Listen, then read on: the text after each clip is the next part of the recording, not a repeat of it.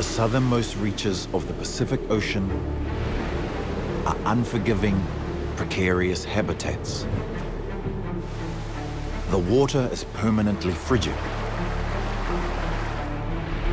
The sun never high in the sky. Creatures shelter around isolated islands and in protected fjords, while wild winds, fierce currents, and ocean swells test their resilience. These dim, cold water realms are the Shadowlands. To raise the next generation on these hostile shores, marine animals must straddle life between land and sea. Day after day, year after year, they must dice with death to secure their bloodline in the Shadowlands.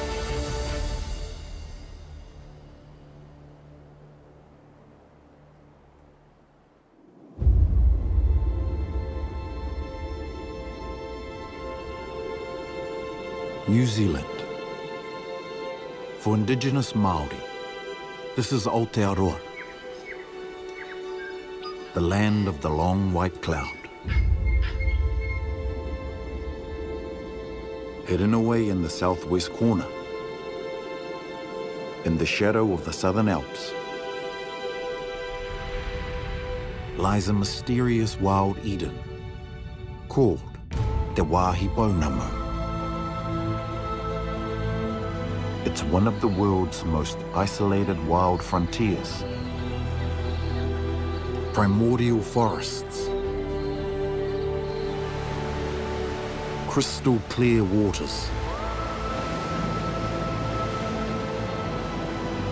hemmed in by towering mountains and vast cold oceans.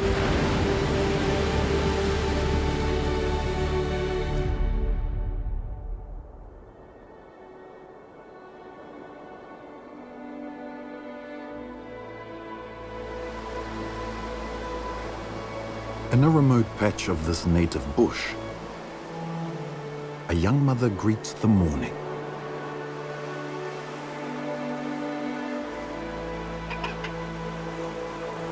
She's a tawaki, New Zealand's fjordland-crested penguin.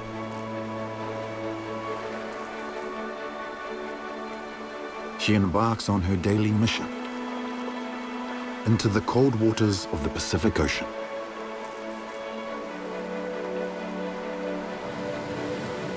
This volatile coast is where she chooses to raise her family.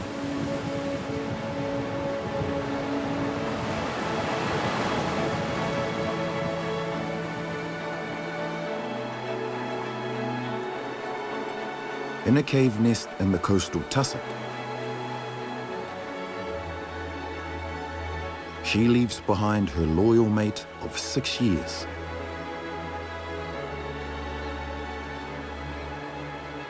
And their offspring.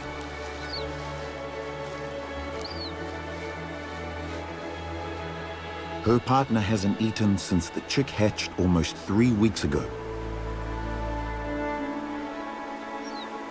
His sole purpose right now is to protect his hatchling.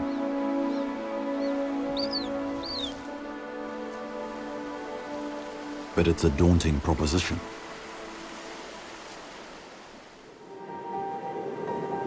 The weather is fickle. Norwesterly winds can bring torrential rain with no warning.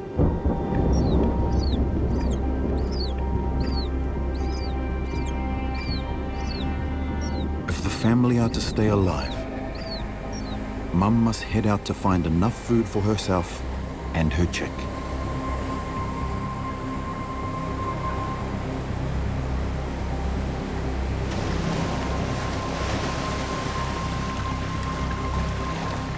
But the seas are treacherous too.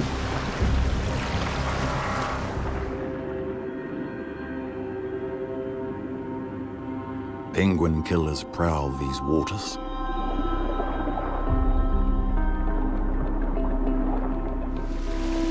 But the worst slayer is hunger.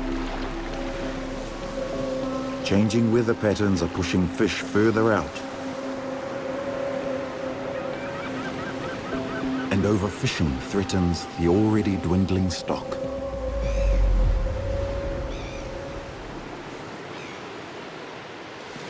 But her instincts drive her on.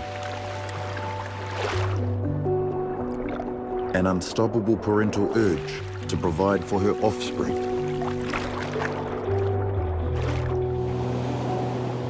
Her search will take her into the wide open Pacific.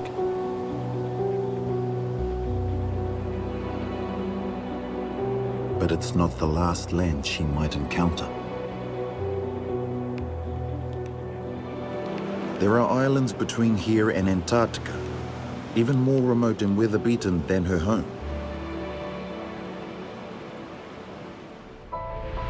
Nearly 200 miles beyond New Zealand's southernmost point lies Motu Maha, the remote and rugged Auckland Islands.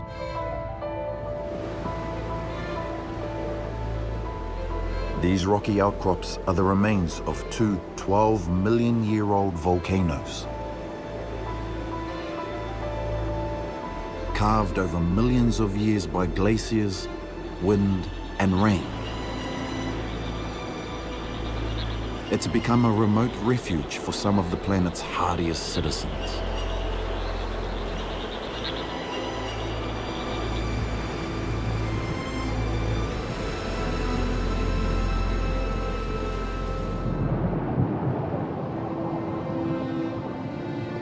The water teems with microscopic zooplankton and krill.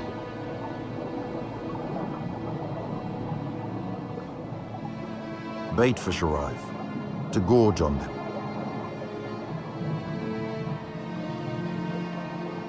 But a skilled hunter crashes their party. These are hoiho, yellow-eyed penguins.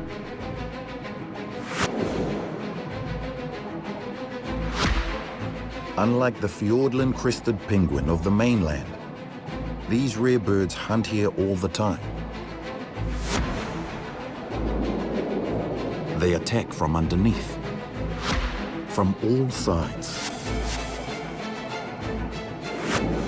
cutting off escape routes and pinning the fish up against the surface.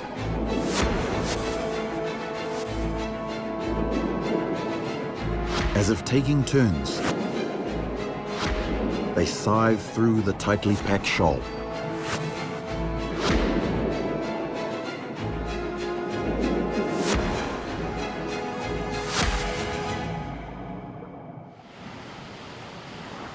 In just minutes, their bellies are full.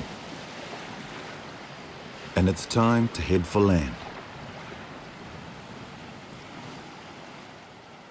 For these penguins, home is just nearby.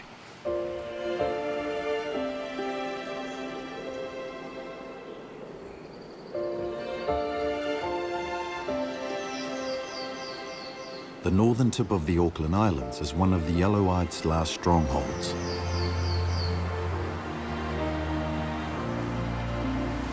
Concealed beneath the blooming rata foliage are their chicks.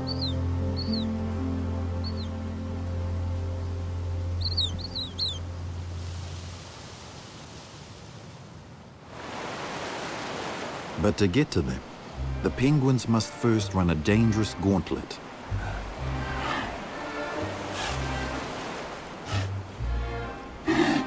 A giant male whakahau, a New Zealand sea lion, is on patrol. He's a beach master who rules this stretch of sand, surrounded by females who've come ashore to give birth. Fortunately for the penguins, food is far from the first thing on his mind. The sea lion cows in his harem will come into heat soon after pupping. And when they do, he must make sure that he's there to pass on his genes.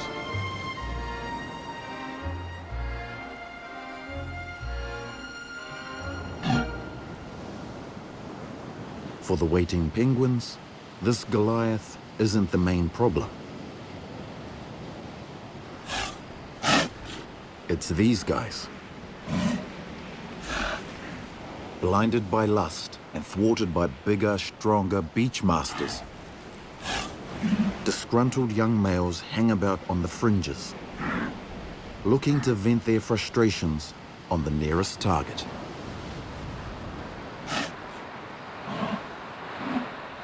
This is practice time, honing their skills for future mating battles.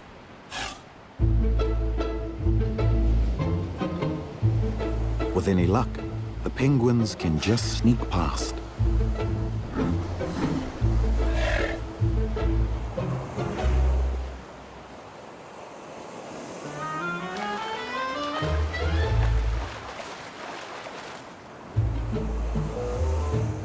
Another opening down the beach looks marginally safer.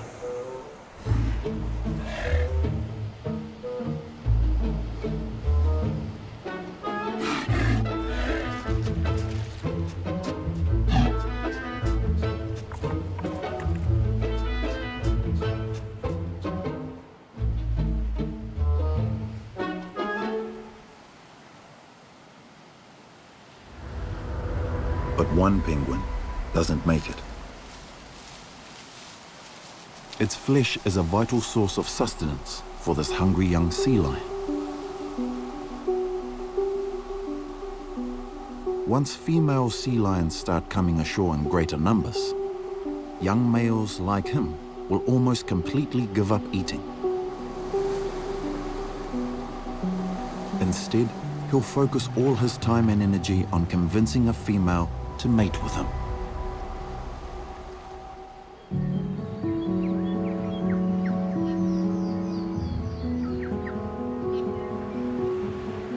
These far-flung subantarctic islands can support such diverse life because of what lies beneath the waves that pound the coastlines.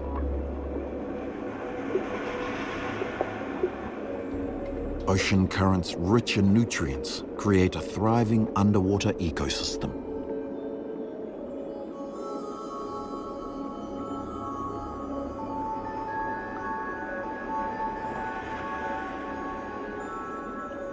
Down on the seafloor, strange life flourishes.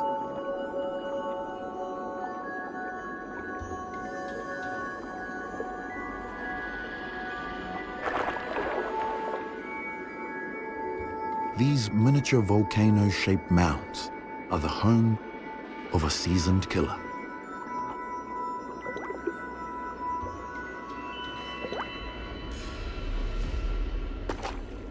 The mantis shrimp.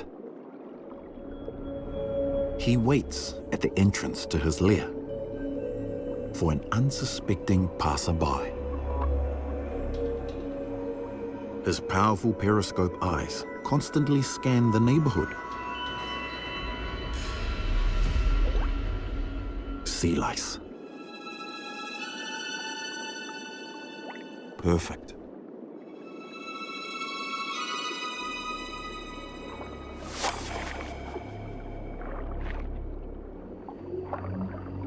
But even the best hunters have an off day.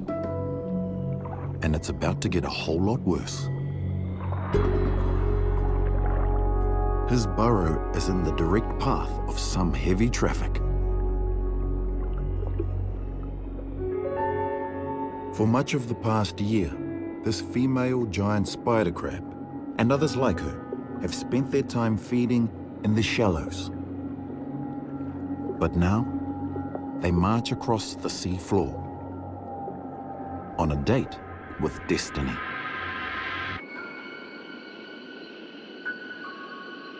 A nuisance for the mantis shrimp.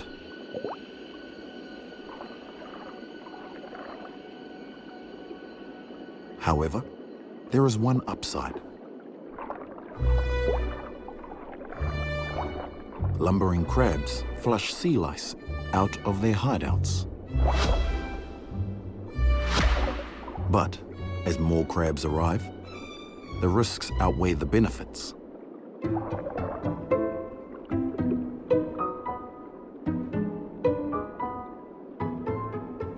Using his tail and special bony structures on his abdomen, he flees.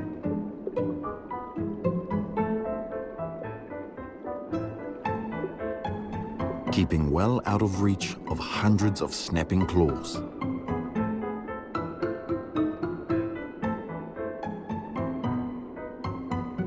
And it's just as well he's decided to move on.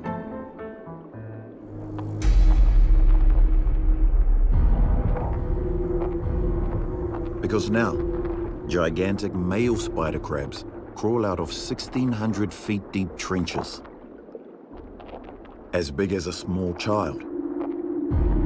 These are true monsters of the deep. Soon, the seafloor swarms with thousands of them,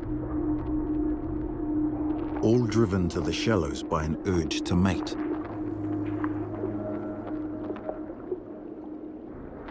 This old crab is almost 3 feet across.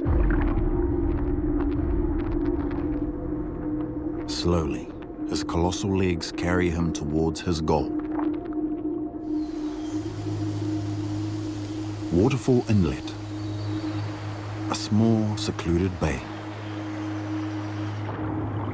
sheltered from the powerful currents around the Auckland Islands.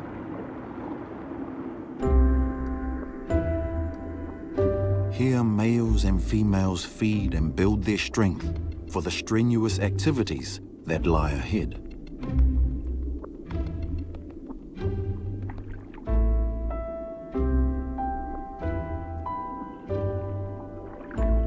Because this is their time to create new life.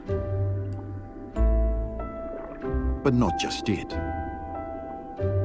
They wait for a mysterious trigger, yet unknown to science, to spark a frenzy of mating. But they don't have much privacy. The scent of thousands of crabs binge eating brings unwanted attention. Ravenous squat lobsters arrive to gorge on the giant crab's leftovers.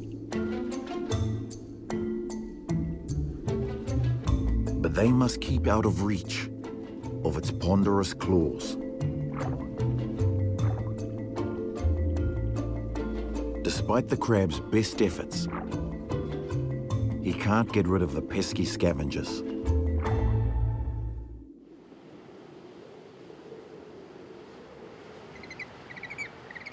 Up above, the yellow-eyed penguins gather for yet another foraging expedition.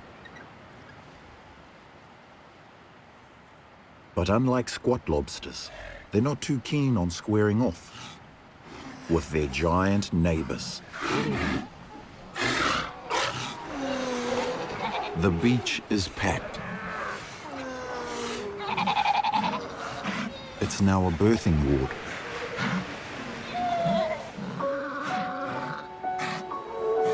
The cows synchronize their births, which means it's pupping time for everybody.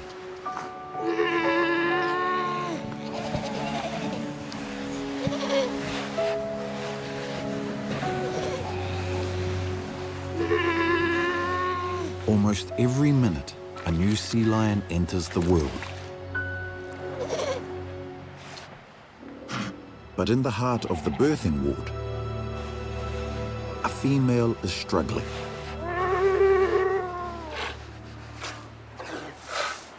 She's in the final stages of labor. But her pup is stuck in the birth canal.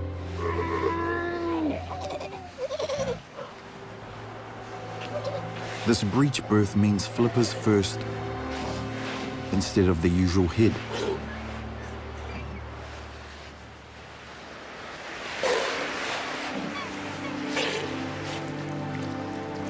If stuck for too long, the pup will suffocate.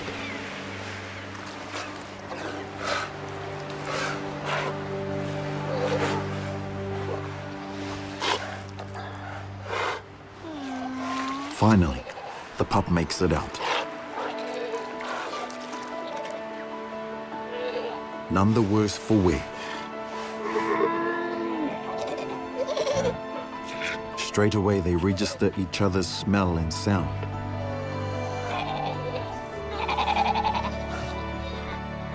And the pair form an unbreakable bond.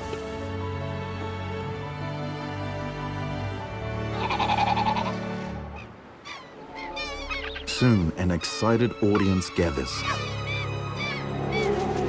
The local cleanup crew have arrived.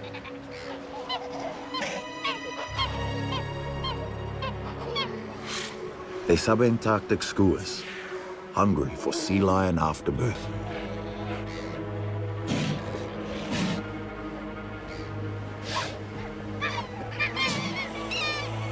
It's an especially important source of protein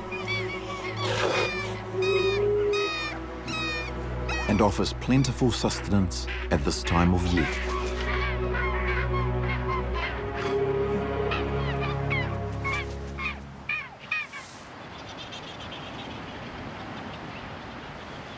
The pungent scent of flesh and blood wafts across the island.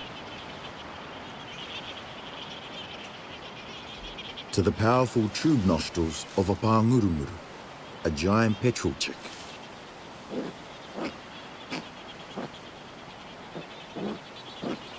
He's suddenly hungry and pesters his dad.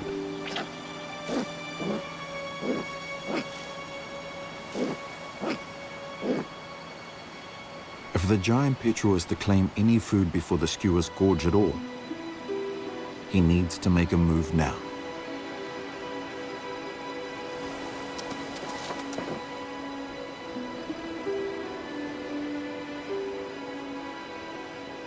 In the air, he transforms from gentle parent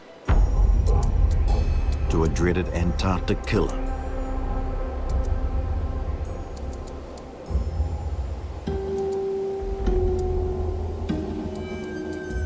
But today, there's no need to work that hard.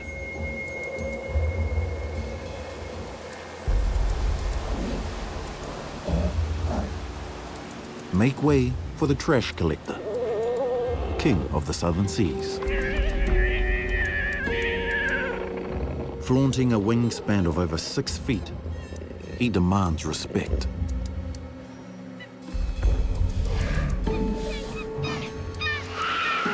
On this beach, everyone knows who's boss.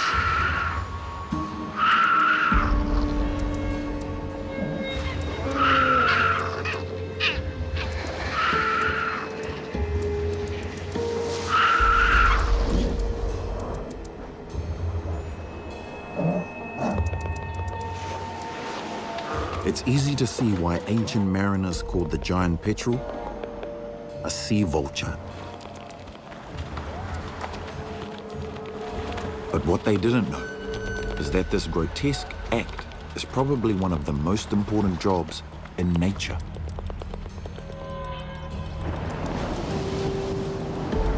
Without scavengers, disease and decay would be rife among the sea lion colony.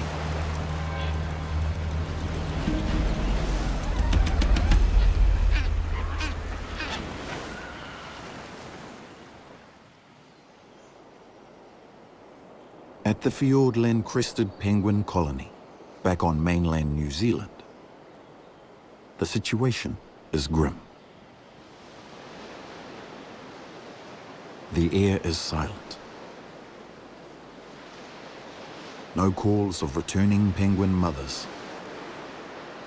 No chicks chirping for food. The penguin father is near the end of his 3-week chick guard vigil. And he hasn't eaten in all this time. His mate's been gone for days. Climate fluctuations are driving bait fish away from these coastal waters. So penguins of this colony must travel further and stay longer out at sea. His fat reserves will sustain him for a little longer. But his chick is a different matter.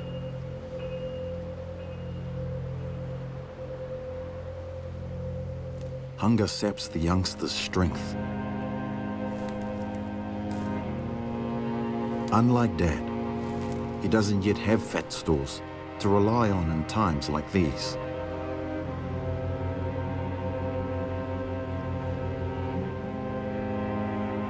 This penguin family is not alone.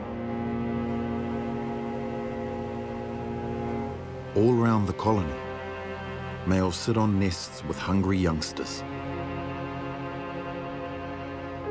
There's little the fathers can do, as their chicks starve beneath them.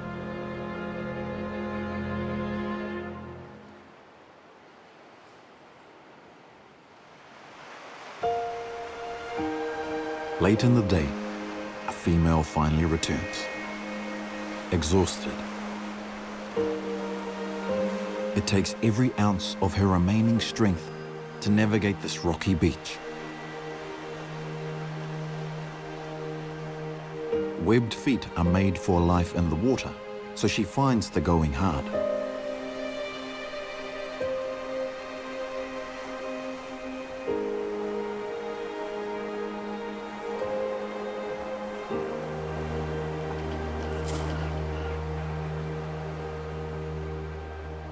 The male hears her coming.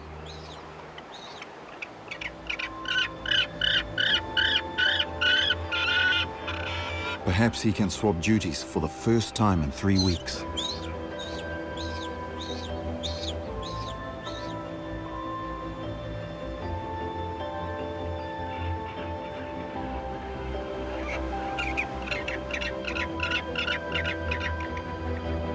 But she doesn't return his call. Further uphill, she'll make some other waiting male's day. The confused chick continues to beg for food. But the desperate dad has nothing to offer.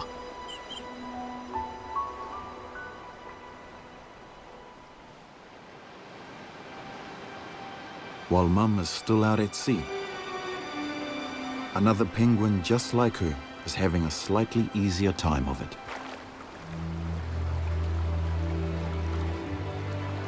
Because she lives 100 miles south, sheltered from the open ocean, in the pristine Fjordland National Park.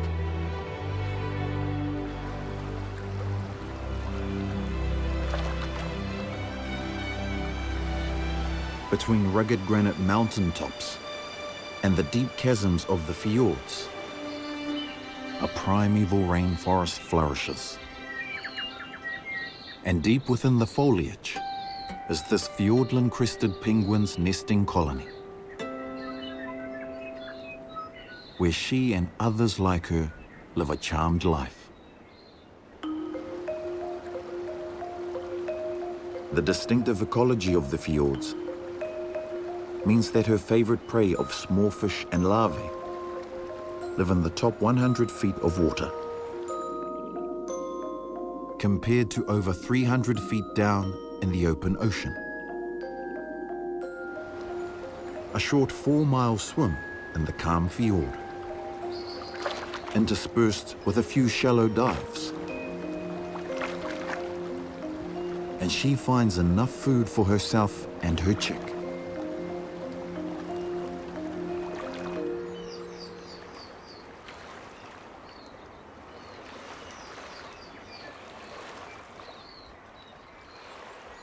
With a full belly, she heads to her nest to relieve her patient partner.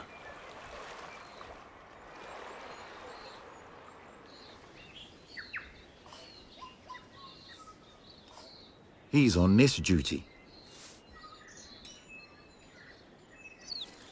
guarding their 2-week-old chick. And they don't have to wait long.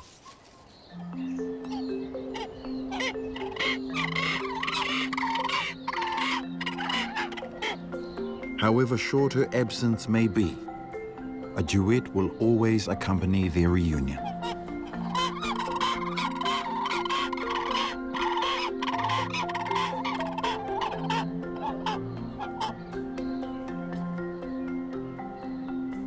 But soon, it's time for the female to head back.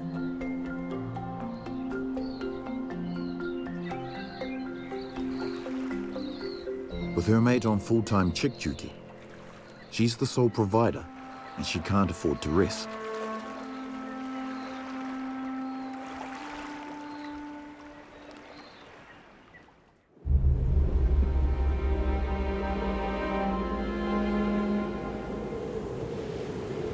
In stark contrast to the sheltered fjords of the mainland, the Auckland Islands lie exposed to regular polar blasts. Gale-forced winds and rough seas could be a recipe for failure. And yet, the toughest always seem to find ways to stay alive. Just like the tenacious sea lions.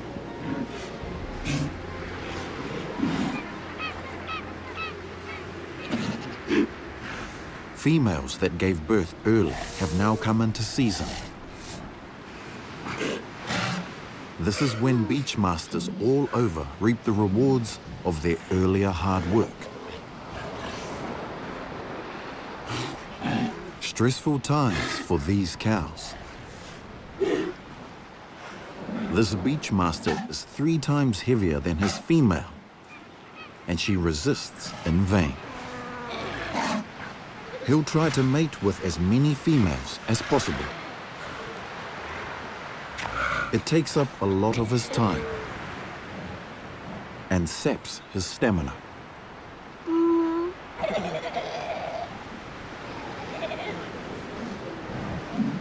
And just like that, he lets his guard down. Divine providence for the tribe of hormonal young males lurking nearby. The first to move in is the smallest contender and the sneakiest. He has to be to get ahead of the pack. While the beach master is still snoozing, now is his chance.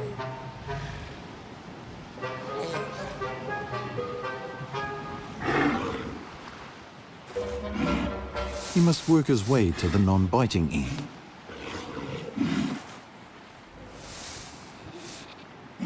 But other males are moving in too.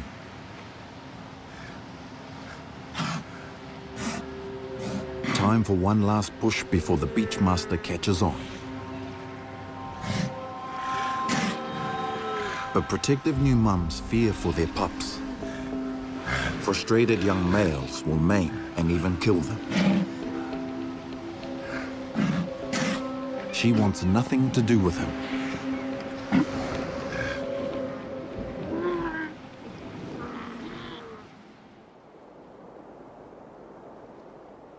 On these islands, it's not just the male sea lions that are sexually charged. At Waterfall Inlet, the mob of giant spider crabs continues to grow.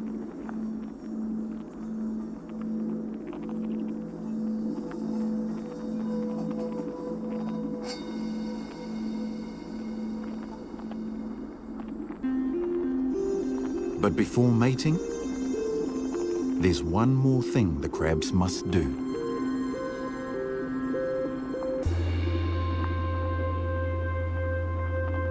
Confined within their hard shells, their bodies can't grow.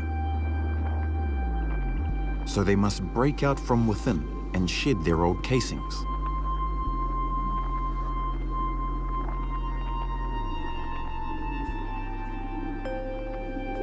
To transition safely, they seek protection in each other and huddle in tight clumps.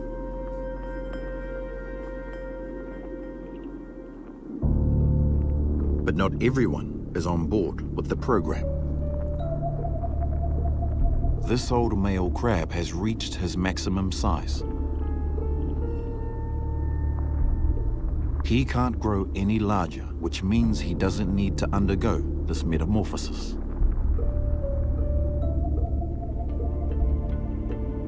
Other males that have reached optimum size join him to form a ring around the transitioning crabs. But not to protect them.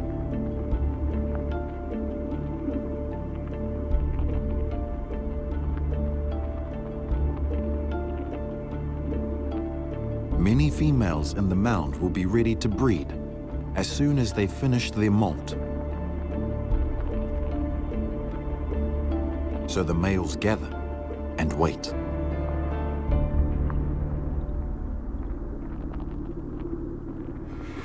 A female breaks away from the mound. The old male claims her, but others try to steal her away.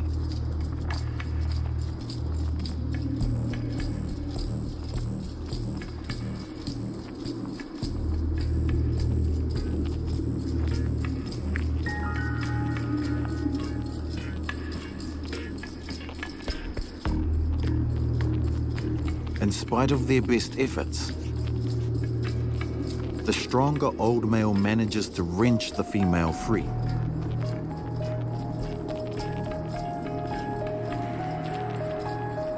But his victory comes at a cost to her.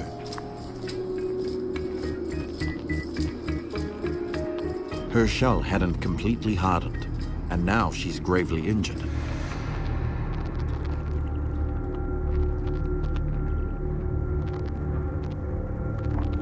The scent of her exposed flesh derails the big male's train of thought.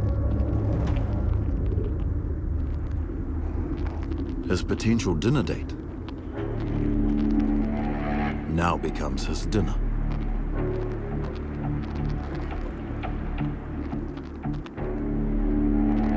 He carries his trophy to a quiet corner.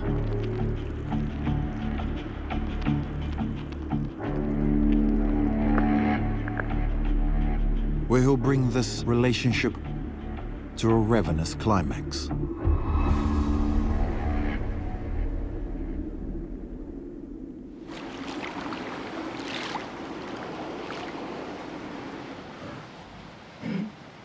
Meanwhile, on the beach above, the short pupping frenzy is coming to an end.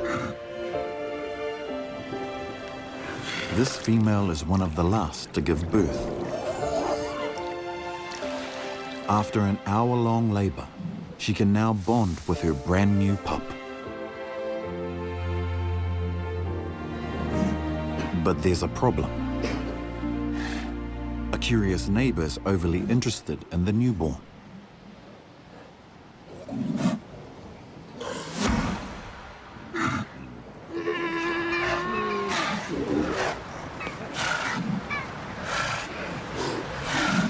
The kidnapper blocks the aggrieved mum from getting to her pup.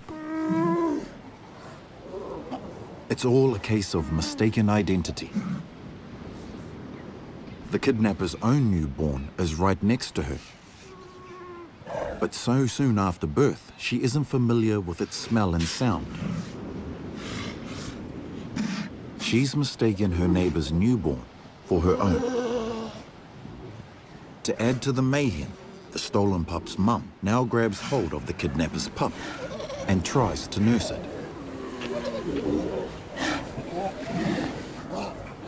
Now mums and pups are a confused mess.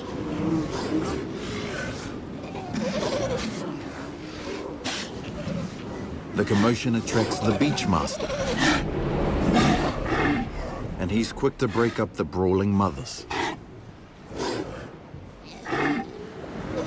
But not before giving the wronged female a bloodied face. But she won't give up just yet.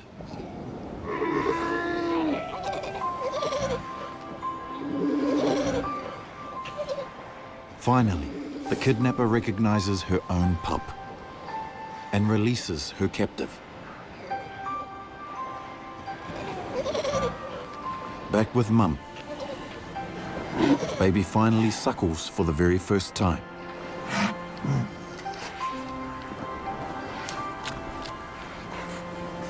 and a rocky start to life is soon forgotten.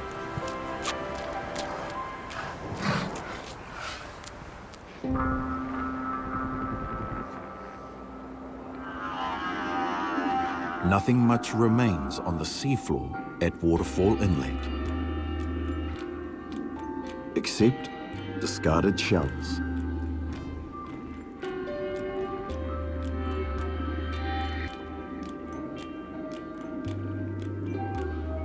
Squat lobsters make the most of the flesh which remains.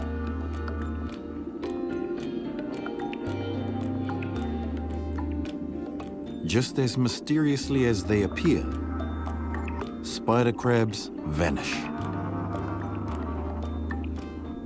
The largest of the males slowly returns,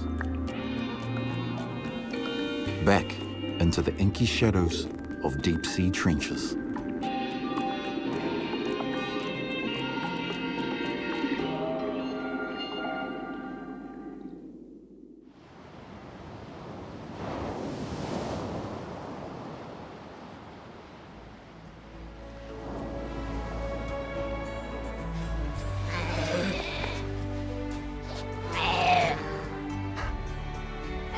In just 3 months, all around the Auckland Islands archipelago, 1,200 pups have been born. 400 on this beach alone.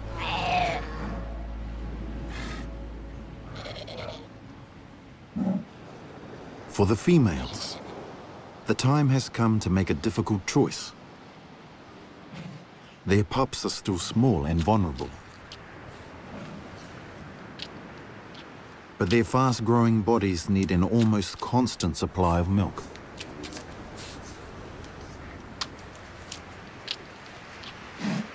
Mums must replenish their reserves if their offspring are to get the best nutrition.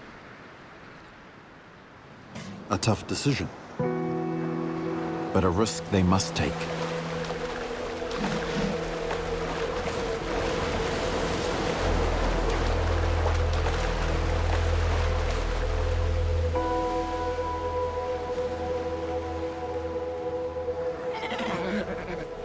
Left to their own devices, the pups band together and form creches. But lone pups are always in danger of being in the wrong place at the wrong time.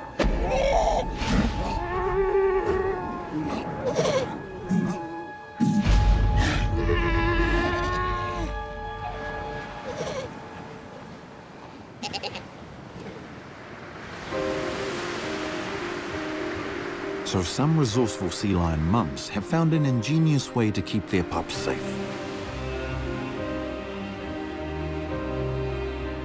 Returning from her feeding expedition, this female comes ashore far away from where the males lurk.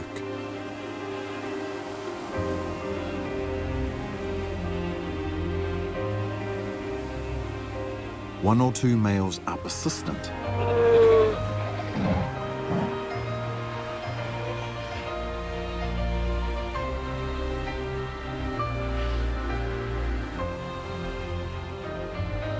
But even for the most amorous bachelor, this time is not worth the effort.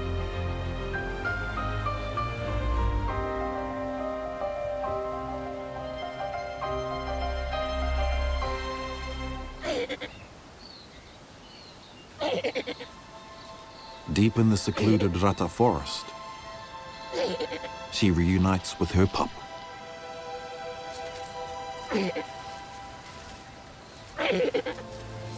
And they're not the only ones here.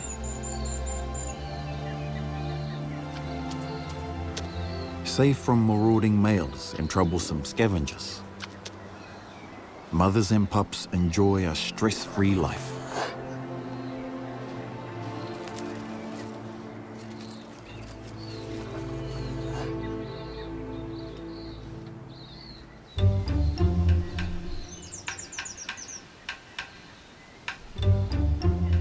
There's a lot more for a curious pup to investigate in this forest than there is on a sandy beach.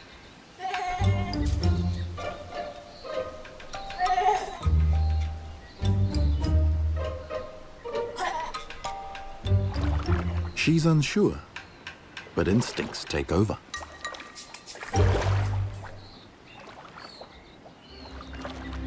This puddle is her nursery pool. It's where she'll learn to swim and to hold her breath.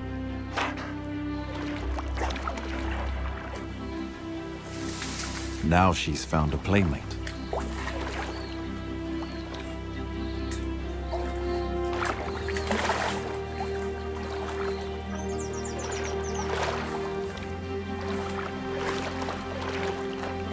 For the first time in their lives, two young explorers get a taste of what it means to be a marine mammal, albeit a muddy one.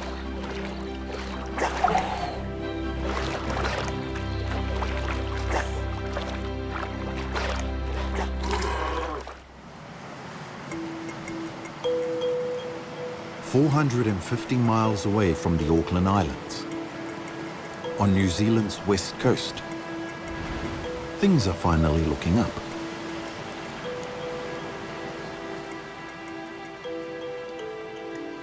After days at sea chasing distant fish schools, the Fiordland-crested penguin mum is back.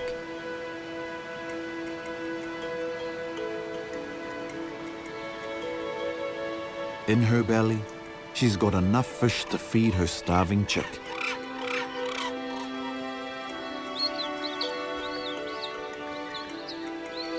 For the first time in weeks, the male is child-free.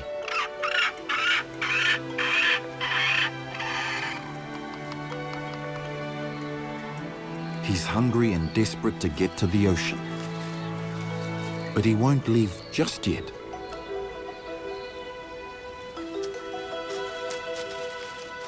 This twig is no bouquet of roses, but it's still a cherished gift. Symbolic nest building reinforces their lifelong bond. A pet that will see them bring chicks into the world for years to come.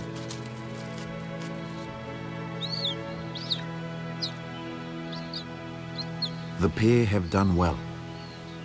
They've overcome extreme odds to make sure their chick gets the best possible start in life.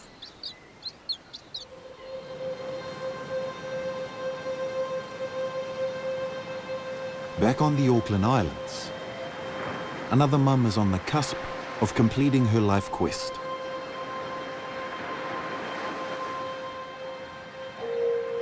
Her pup faces his greatest test so far. His first ocean swim.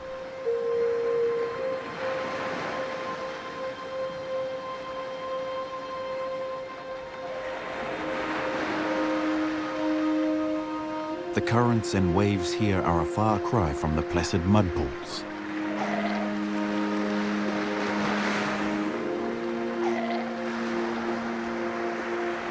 But Mum shows him how it's done.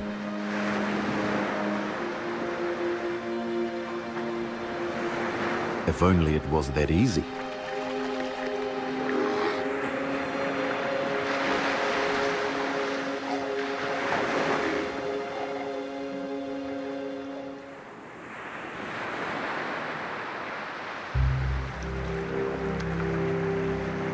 Kelp lends a helping hand. Its buoyant fronds become a life raft.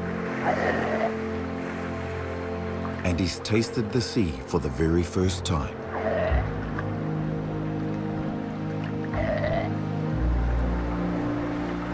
No deeper for him today.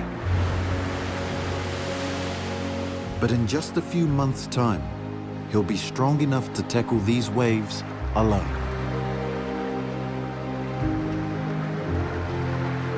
And find his rightful place in the deep blue waters of the great Southern Ocean.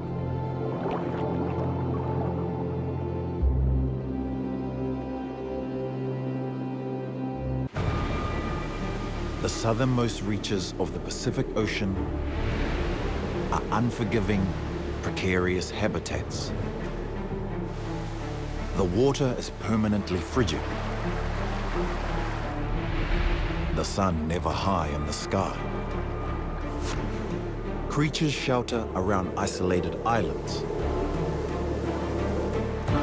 and in protected fjords,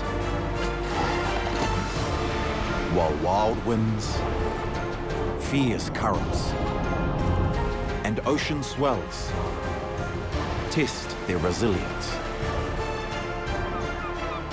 These dim, cold water realms are the Shadowlands. As winter looms, longfin eels start an epic migration to spawn in the tropical Pacific. Fjord-dwelling bottlenose dolphins flee the coming frosts. And below the surface, forest runoff blots out the sun. Winter is brutal to life in dark water.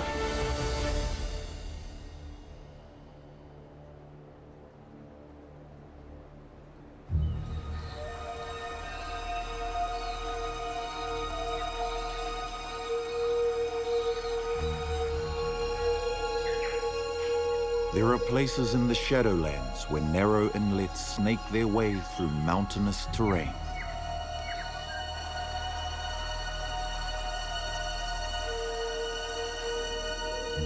Steep-sided fingers of sea that stretch up to 25 miles inland.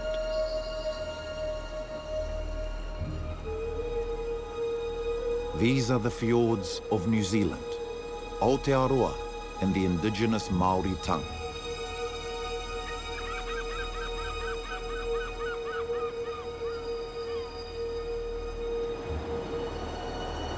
Nutrient-rich ocean currents sweep along the outer coast.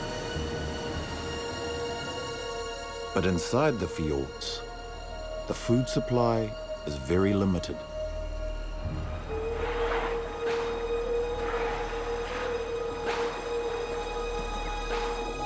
For a hardy few, the fjords are the only home they know.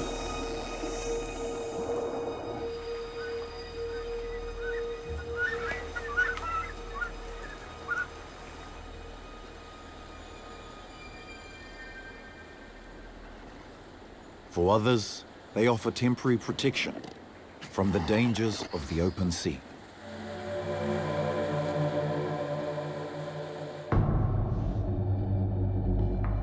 From late autumn, a monster appears beyond the fjords. The Mangotaniwha, the great white shark, is heading north along the coast to spend the coldest months in the tropical Pacific.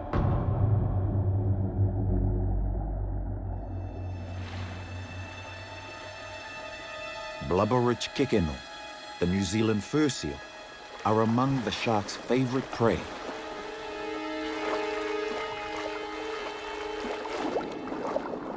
The seals have been feeding on squid beyond the continental shelf.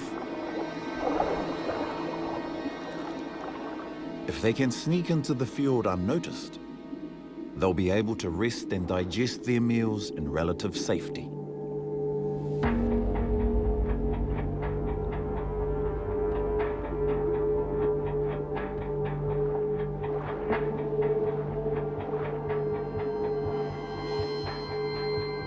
Luckily, this shark is in the mood to travel, not to hunt.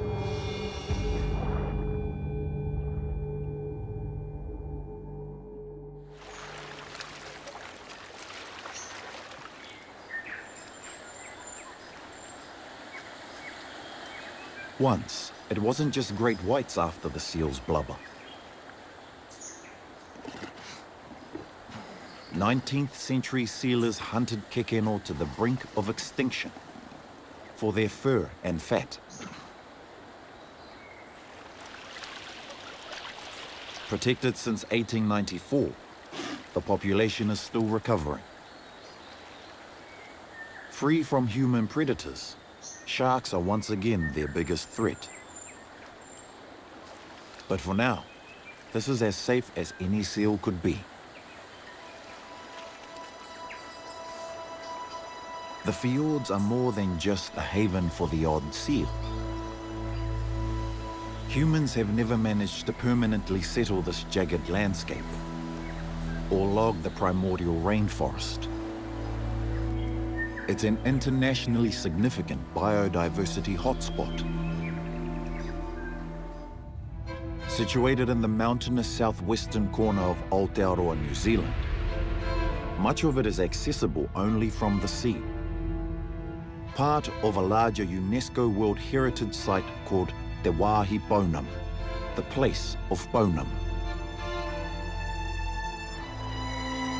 Pounamu is a form of jade treasured by the Māori people. The geological upheavals that created Pounamu deep in the Earth's crust also gave birth to this dramatic coastline.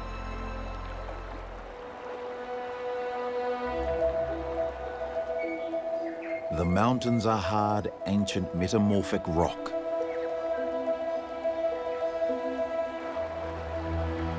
But the seascape is relatively young.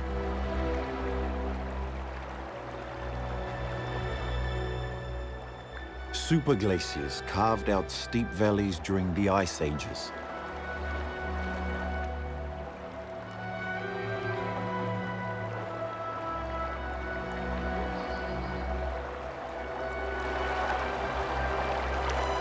Six and a half thousand years ago, sea levels rose enough to flood them and create a lacework of fjords.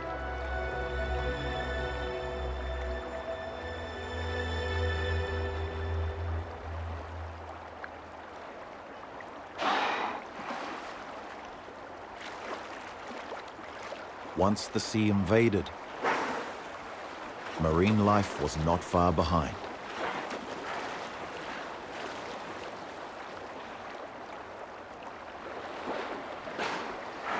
Terehu, or bottlenose dolphins, are resourceful predators that have explored and exploited all the world's temperate seas. It was inevitable that they would find the fjords.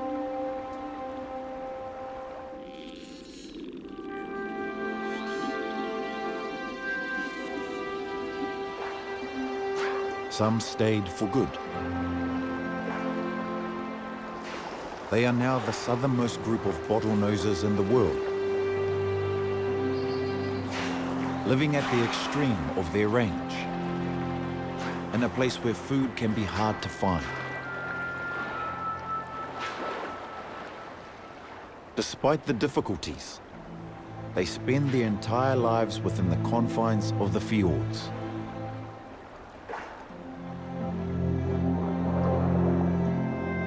This calf was born 6 months ago. It has a 60% chance of surviving to its first birthday.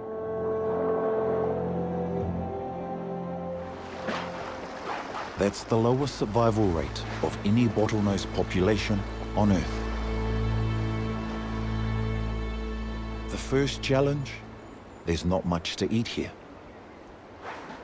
The calf's survival depends on the entire family pulling together to eke out a living from the fjord.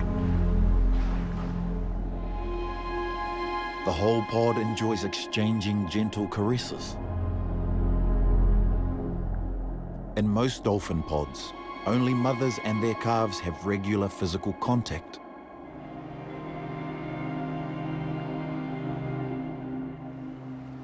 But these fjord-dwelling dolphins depend on social cohesion more than most. Finding enough food depends on stable relationships, cooperation, and sharing knowledge. But the more pressing challenge is the coming winter. Already the sun hangs so low that in some places, the sea never receives its warmth.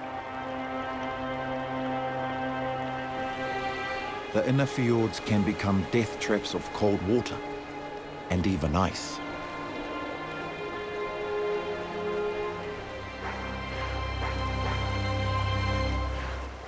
The pod must flee before that happens.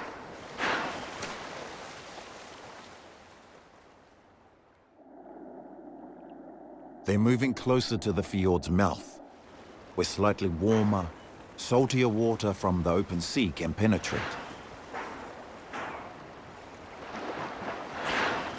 It's a modest journey that will take them 2 days or so, depending on how much they play along the way.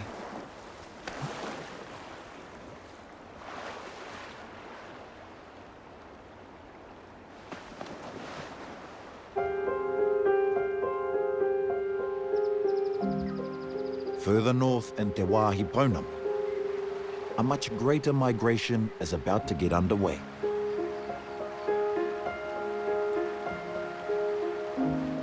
An epic ocean journey that starts far from the sea, in the foothills of the Southern Alps.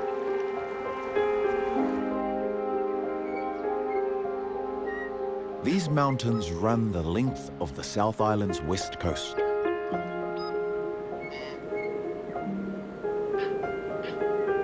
They intercept the moisture from the prevailing westerlies to feed a network of lakes and streams. Some of the largest eels in the world enjoy the good life in fresh mountain water.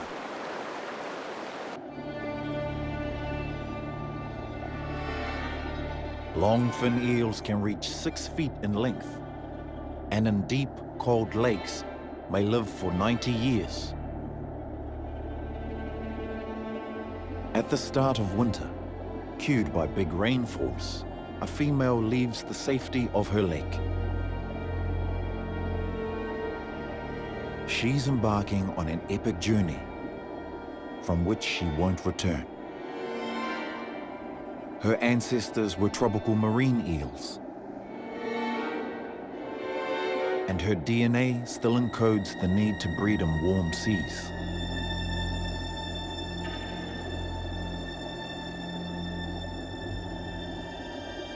Only eels in prime condition decide to migrate. It's going to take everything she's got to survive the journey.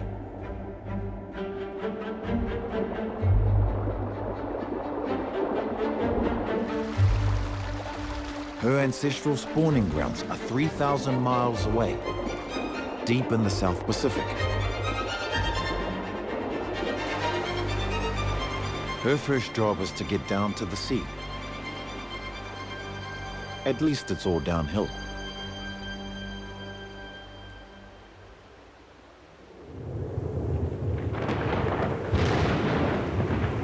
While rain fills the alpine lakes with clear, fresh water, it has a very different effect down in the southern fjords.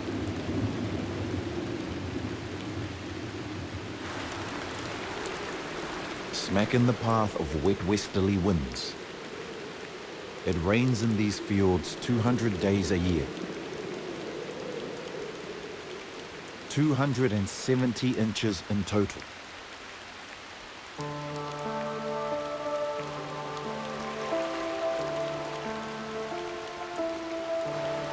Most of that rain eventually floods into the fjords from impressive cataracts, waterfalls, and streams. As it makes its way through the dense forests, it picks up tannins and other organic matter that stain the water tea brown. The less dense fresh water forms a distinct layer on top of the sea. In most estuaries, winds and waves would mix the layers up. But there is little mixing at the heads of the long, narrow fjords.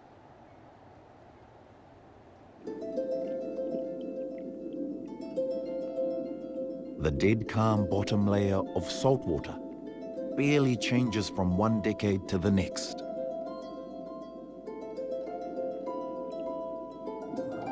The dark brown top layer blots out the sun.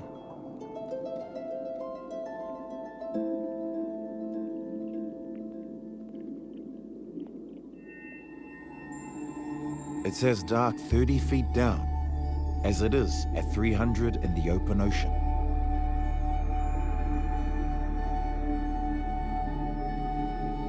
That limits the growth of seaweed and the rich fish life it attracts.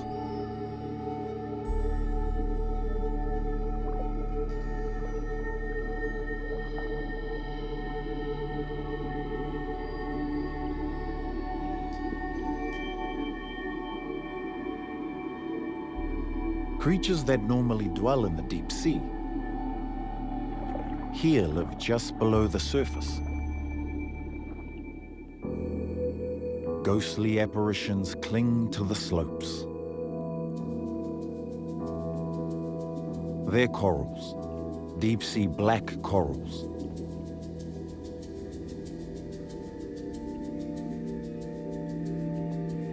The name is misleading. These pallid colonies are not the victims of coral bleaching. In a healthy colony, brilliant white polyps completely cover the coral's black skeleton.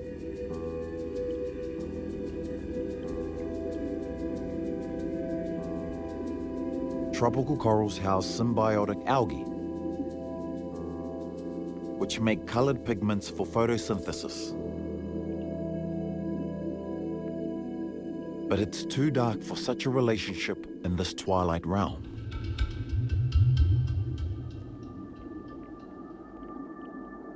Without the aid of photosynthesizing algae, the coral must find other ways of sustaining itself. So the polyps feed on snow, marine snow, a mixture of plankton and organic detritus that falls down from above.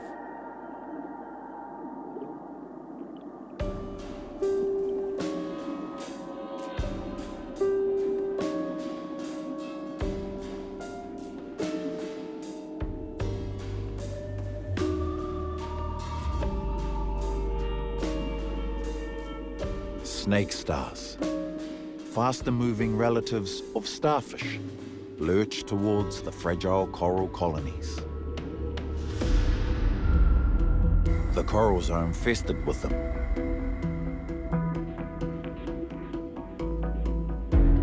The five-armed snake stars have them in an apparent stranglehold. But in fact, this is another form of symbiosis. The marine snow on which the coral feeds can be too much of a good thing. It can clog and choke the polyps. Far from strangling their hosts, the snake stars are cleaning them. As they gently scavenge plankton, they plow the smothering snowdrifts that could otherwise kill the coral. These quill-like creatures are seapeens, soft-bodied relatives of corals. Each feather is a colony of highly specialized polyps. The main polyp forms the spine of the seapen and the bulbous peduncle that anchors the colony to the silty seabed. The lateral branches are smaller polyps that specialize in pumping water. They inflate or deflate to move the seapen around with the shifting tides. Their aim is to keep the tiny, feathery feeding polyps well positioned to catch their planktonic prey. The nutrients are shared by the entire colony.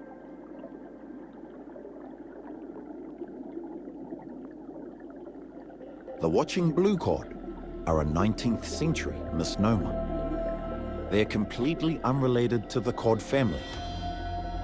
Early Europeans often named creatures after more familiar northern hemisphere animals. In fact, they're a type of sand perch, and they already had a name. Rawaru. Lacking a swim bladder, they skulk around the sea floor, eating almost anything. Perhaps a little bite of nudibranch. The soft-bodied sea slug should be an easy meal. But it has an extraordinary survival strategy. The nudibranch feeds on hydroids, small animals related to jellyfish, and with a similar sting. We don't know how the nudibranch avoids getting stung itself. But that's not the strangest part. It swallows the stinging cells and stows them in its mane of white appendages. Now it can sting too. Even rawaru, the hungry sand perch, gives it a hard pass.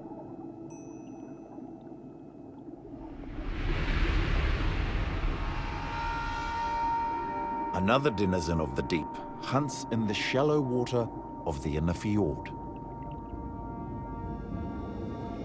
But this tuere, a hagfish, is not after anything that lives.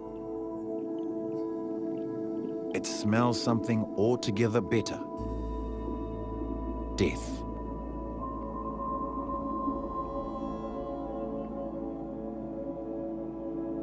It's blind. But there's no hiding the odor of decay from the sensory tentacles around its mouth.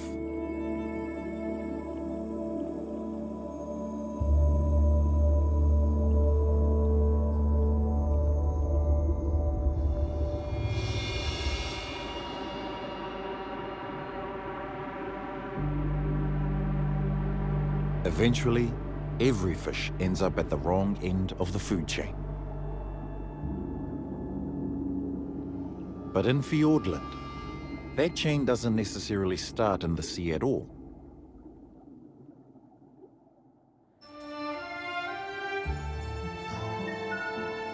Here, the flow of nutrients to the sea can start in the rainforest that grows right down to the waterline.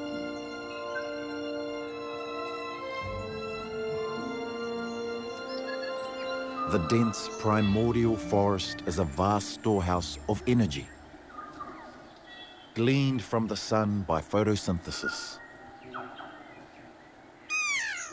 Kea, the world's only alpine parrot,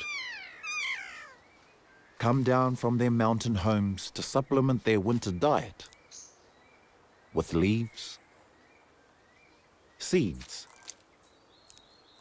and mosses. While the forest gecko gets its energy by hunting smaller animals.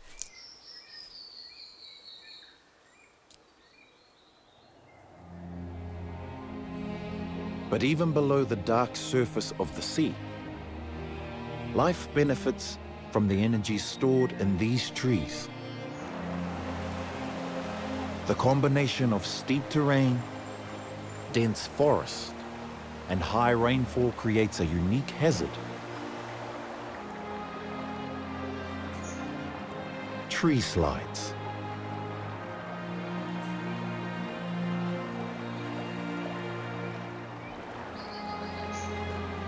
The scars on the hillside reveal just how thin the layer of soil supporting this hanging forest is.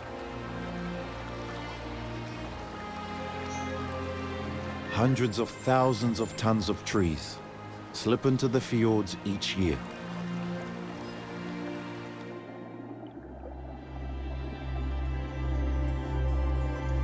Below the surface, there is initially devastation.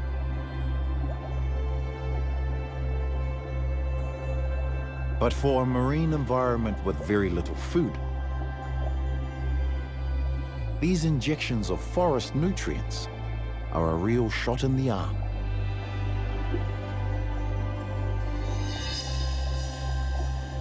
A feke, the local octopus, hunts among the debris for crabs, making sure to check every crevice.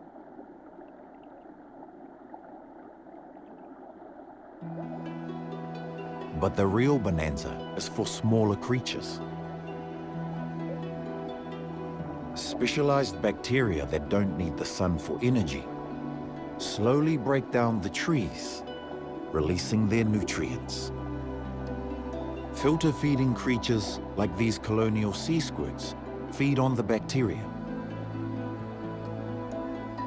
Older tree falls are practically dripping with them.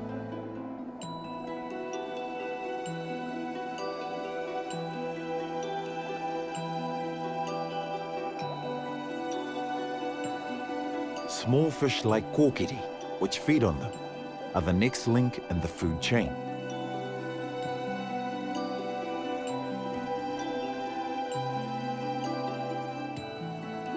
They in turn are potential prey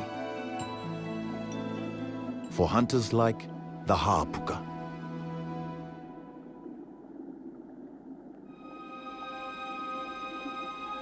But eventually, the forest nutrients will arrive at the last link in the chain.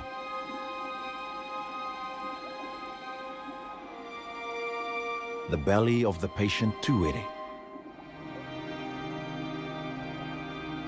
In the inner fjords, half of its food intake has its origins here, in the rain-soaked forests,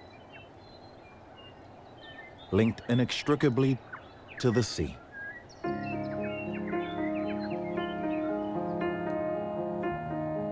But it's the sea that's about to play the central role in the lives of the longfin eels.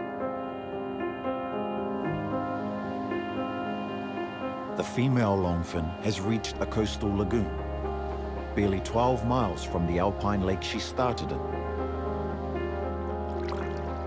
Having lived all her adult life in the fresh water of the Southern Alps, she now tastes tidal injections of seawater for the first time in 30 years.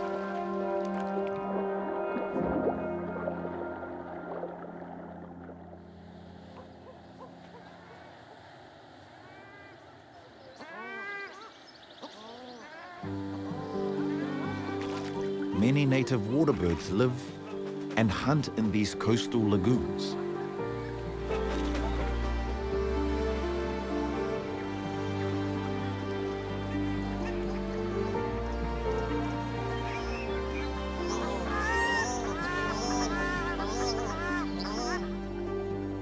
Longfins themselves are mostly nocturnal hunters, but also opportunistic scavengers. A dead duck is too good to pass up.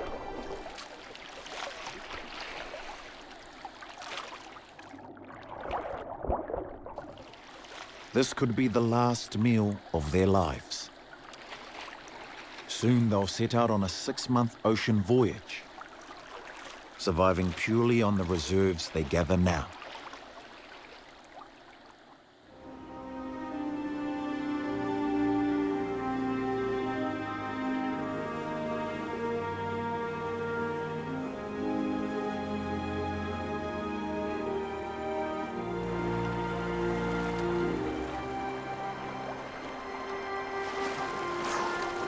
The bottlenose dolphin migration pales in comparison.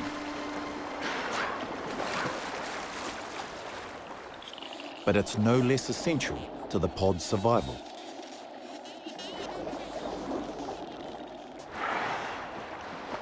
The frigid waters of the Shadowlands have shaped these dolphins. They have stubbier beaks and shorter fins and tail flukes than others of their kind. That helps to reduce heat loss from the extremities.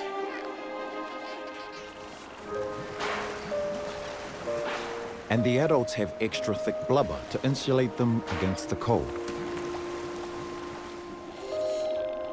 But the young calf doesn't have a thick enough layer of fat yet.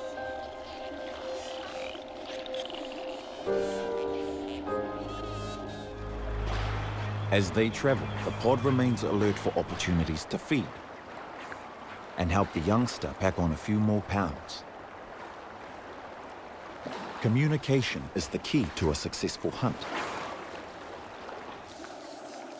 Each member has its own signature whistle, which they use to identify each other.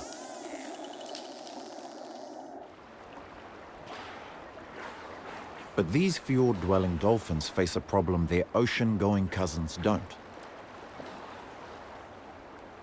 They're living in an echo chamber. Their signature whistles bounce back and forth off the sheer fjord walls. So they pause between whistles, allowing the echoes to fade. And the pod can communicate effectively during a hunt.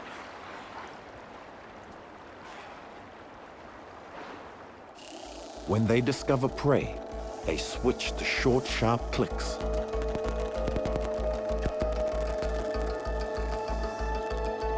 The dolphins use the echoes of the clicks to map their murky surroundings and pinpoint their quarry. This group has learned to use the dramatic shape of their environment to their advantage. They've picked up the telltale echoes of a school of baitfish. All the adults know the drill. They've done this many times before.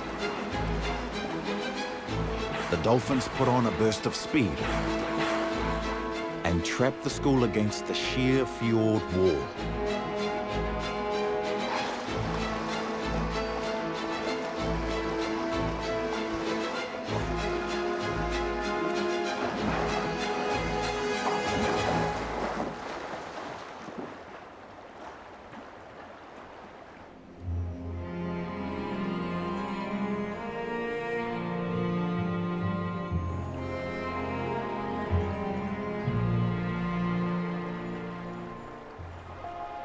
The mouth of the fjord is as far as the pod will go.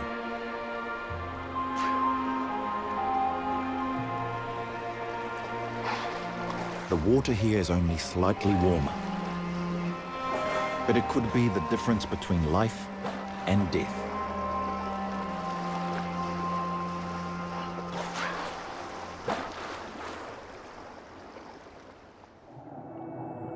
Closer to the open sea, things look a bit brighter.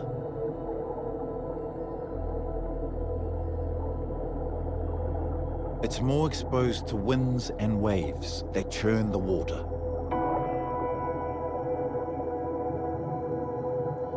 The dark freshwater layer gets thinner and thinner. Light now breaks through, so seaweeds can grow and support a wider variety of things that dolphins like to eat.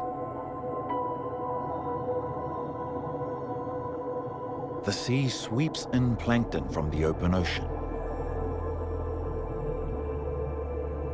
Where it meets shallow rocky reefs, the plankton is pushed to the surface. That attracts schools of fish like these oya.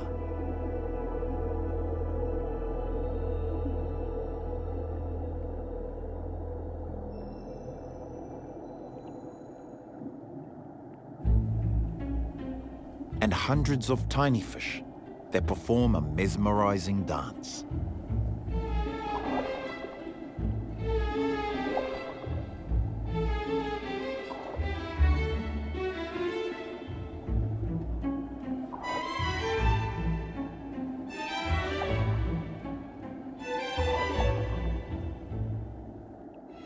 They're very unusual triple fins.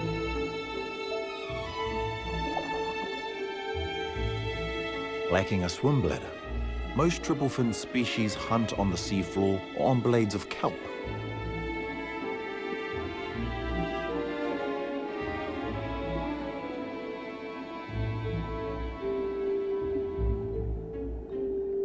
Oblique swimming triple fins are the only ones that hunt free-swimming plankton in open water.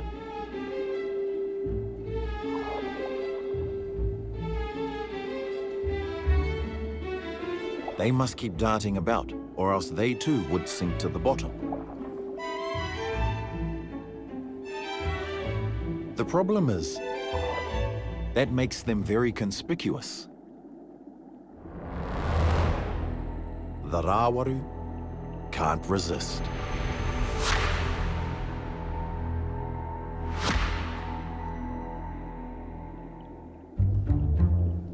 A nearby spiny sea dragon watches the commotion from his hiding place under the kelp. With little hope of outswimming predators, hiding from them is a better survival strategy.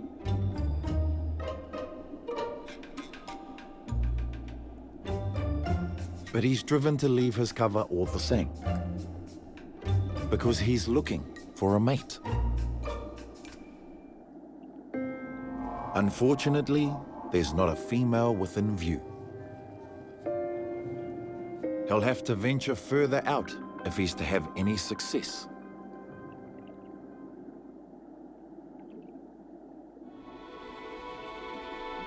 His cousin, Inamoki, the big-bellied seahorse, has had better luck. In fact, he's already pregnant. Yes, he. Seahorses are highly unusual fathers. He's been incubating his eggs for 30 days. His brood pouch is similar to a mammalian womb, complete with amniotic fluid. As his pregnancy progresses, the fluid becomes more like seawater, so that the birth isn't such a shock for the babies. It's time.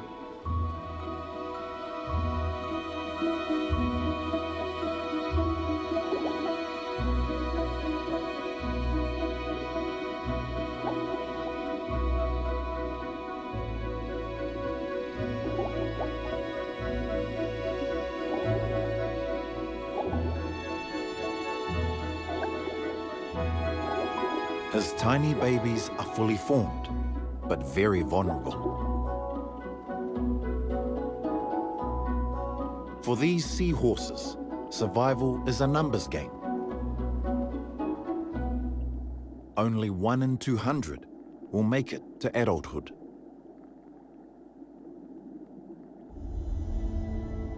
This may be why the males incubate, while the females produce a new batch of eggs. It shares the cost of reproduction and speeds things up considerably. A few hours after the birth, a female already has her eyes on him.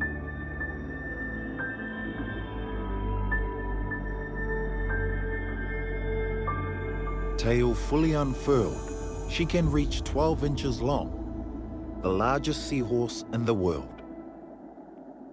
And she wants to tango. He fills his pouch with water to show off his fatherly attributes. The dance partners greet face to face. Then they promenade in tandem.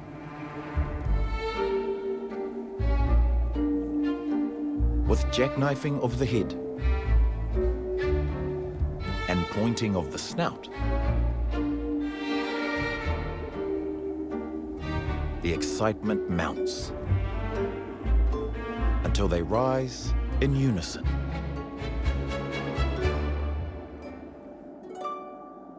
A few more dances like this, and he'll be pregnant again before the day is out.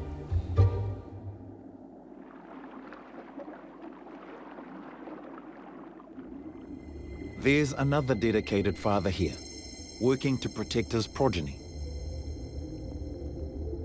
He has his eggs tucked up safely between his many legs. He's a sea spider, and why he looks after the eggs is one of the many things we don't yet understand about these poorly studied creatures. They're not true spiders, but they're more closely related to them than to crustaceans like crabs. Sea spiders are all about the legs. They contain their guts, gonads, genitals, and even paws for breathing. The only thing they're not so good for is walking. So when a hunting wrasse moves in to investigate, cannonballing is a faster way to safety. The wrasse follow, but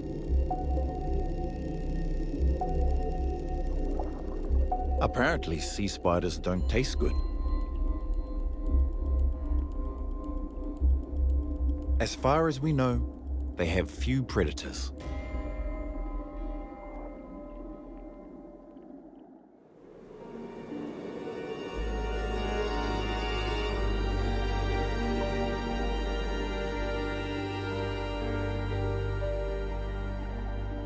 In the coastal lagoon, the female longfin decides the time is right.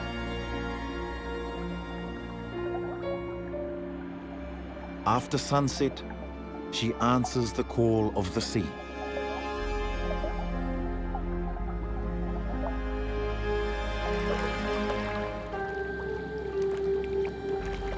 Unfortunately, that call doesn't come with directions. And there's not one way to the sea, but a maze of tidal channels.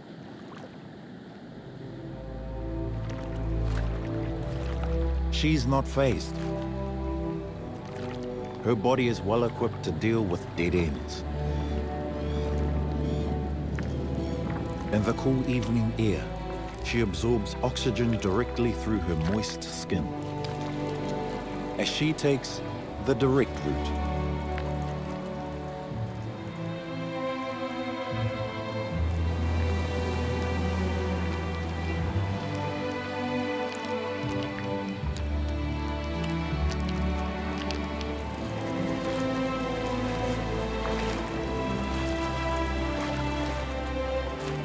At last, she sets out on her monumental swim, 3,000 miles to her spawning grounds in the South Pacific.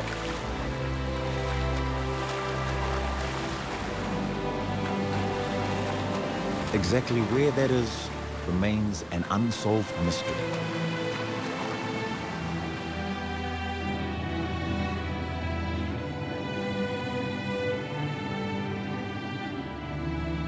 She'll battle prevailing currents for 6 months, just to pass on her formidable genes. She herself will die shortly after, emaciated and exhausted.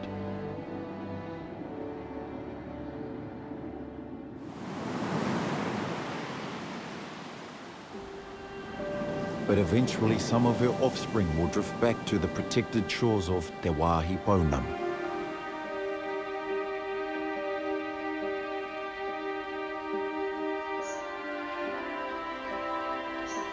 Slowly, days become longer.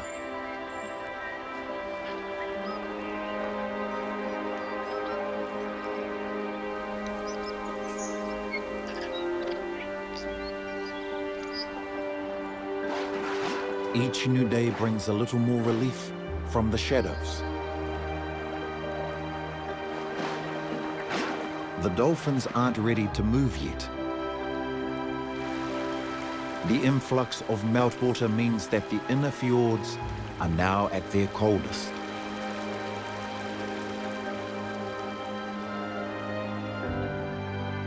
But new visitors are not put off by that.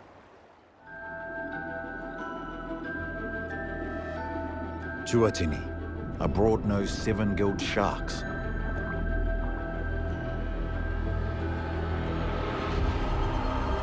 All modern sharks have 5 pairs of gills, but Tuatini trace their ancestry all the way back to the Jurassic. They've spent the winter somewhere out at sea. Now they're headed for a favorite haunt inside the fjords.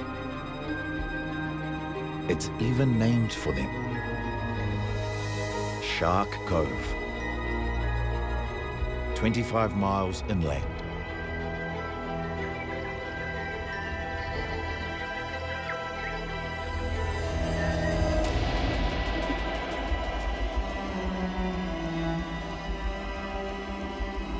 Each year, large seven gills make this migration. They're females. The scar on this one's flank is likely a love bite from an amorous male, a clue to their reason for coming. The females are pregnant. They've come to give birth to live young in this shallow, secluded cove. Their pups will have a better chance of survival away from large predators, including other seven gills.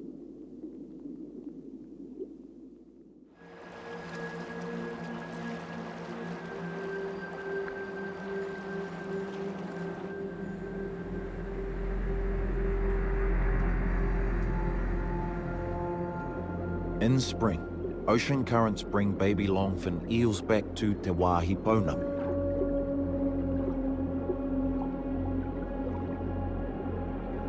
These are the survivors of last year's spawning.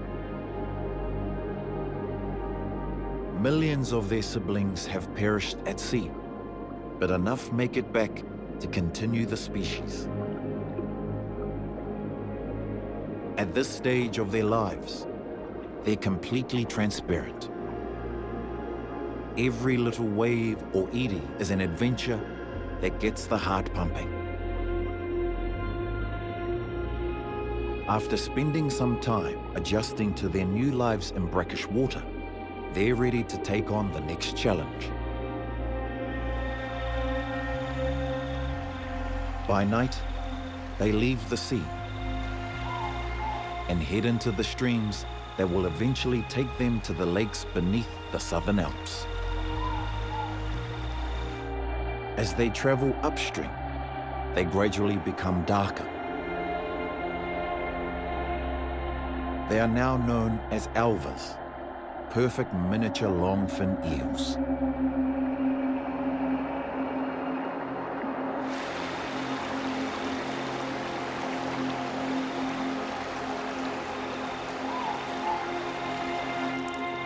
Barely 4 inches long, they already have their mother's determination.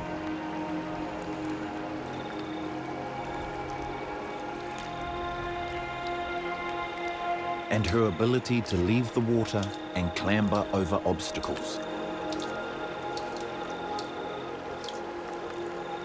All uphill, their first migration is no less epic than the one they'll make as adults, 30-some years from now.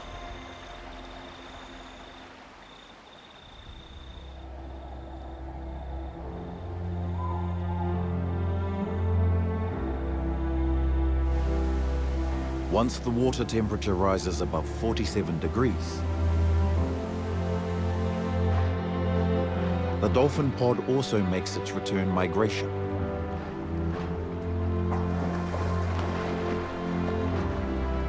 It's time to once again explore the inner fjords.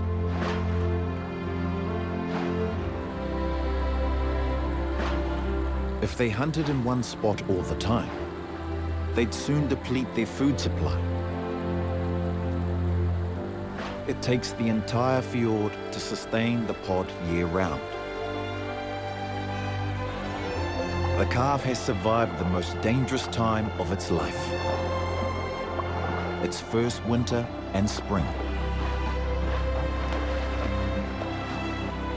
Ahead lies summer, a chance to regroup, build up fat reserves, and enjoy the sun, as it brings a brief respite to the Shadowlands.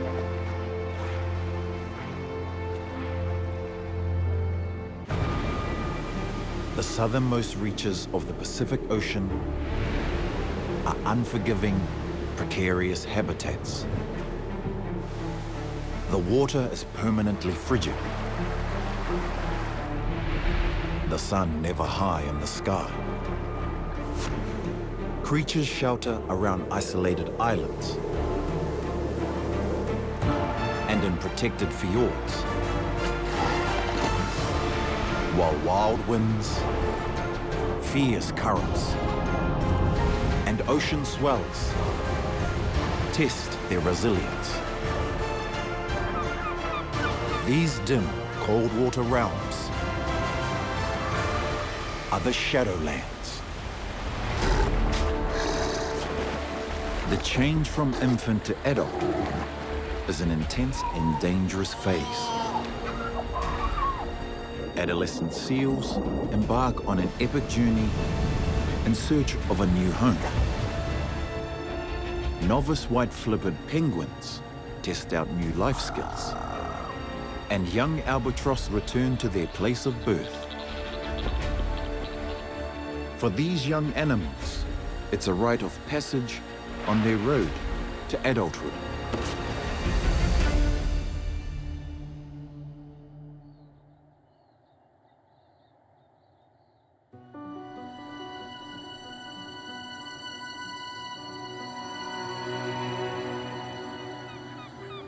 This rugged coastline, where lofty mountains come down to meet the sea, is the east coast of New Zealand. Aotearoa, in the language of the indigenous Māori people, who settled these bountiful shores almost 1,000 years ago.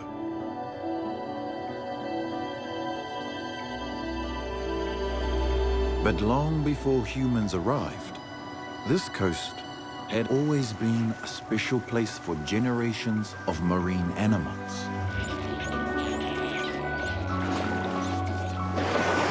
A safe cradle in the shadows of the Southern Alps, where their offspring develop and mature into independent adults.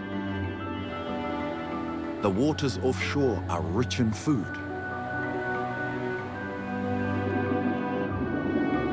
and the ocean currents are powerful enough to carry young travelers on journeys to new homes.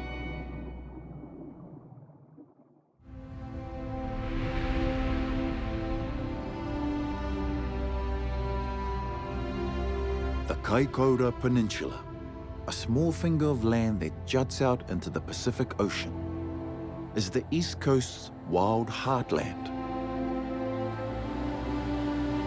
and a gateway to one of the richest fishing grounds in the country.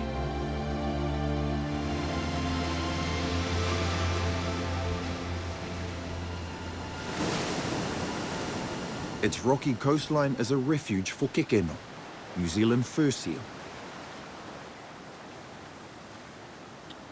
For these seal pups, their first tentative steps towards independence come at a very young age. At just a few weeks old, they still depend on mother's milk.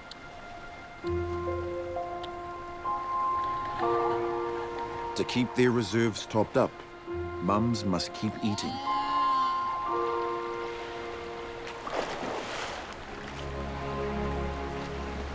That means going to sea and leaving the pups alone for days at a time.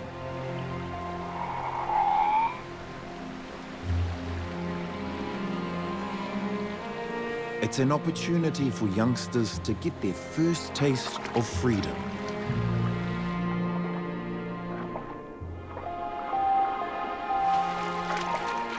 Their mothers have chosen relatively safe places to leave them.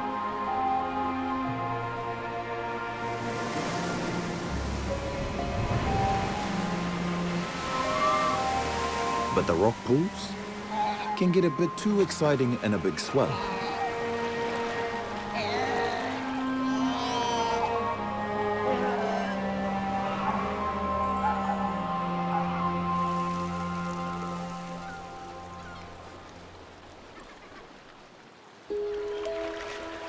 A couple of older pups go looking for other places to play.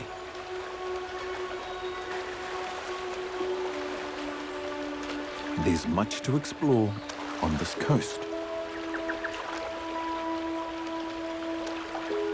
A stream of fresh water calls for an investigation.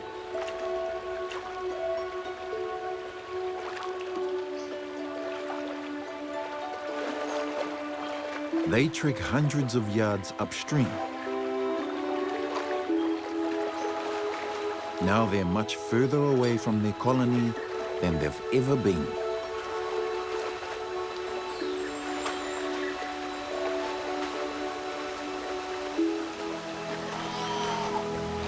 Until finally, they hear familiar sounds.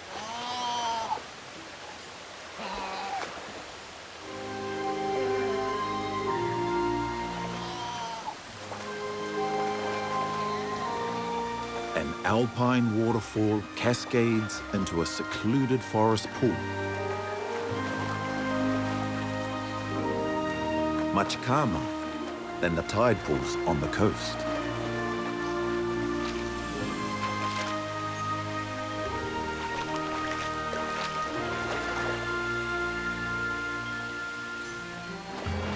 A fur seal play school paradise. The perfect place for pups to discover what they're truly made of.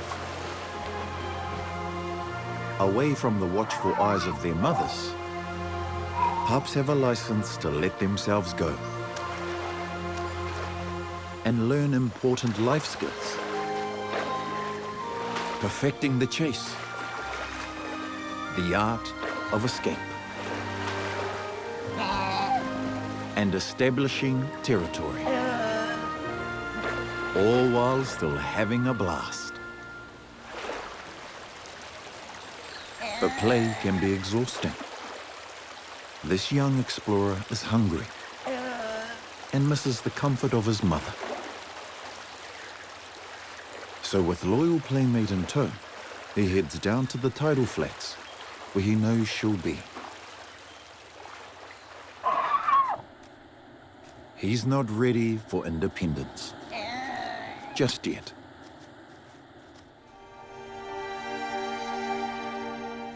"100 miles south of Kaikoura, the landscape and seascape change dramatically. Jagged, snow-capped mountains give way to gentler grassy hills.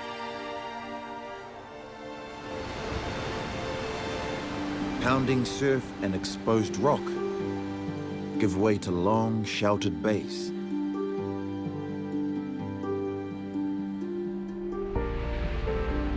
The remains of two extinct shield volcanoes form Horomaka, also known as Banks Peninsula.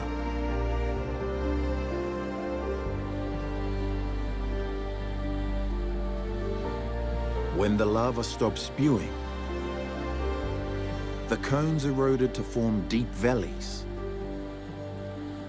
which the sea soon flooded.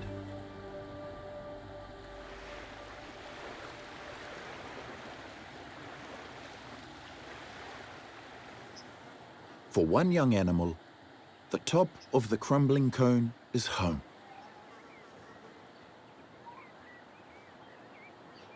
This korora, a white-flippered penguin chick, is on the cusp of independence.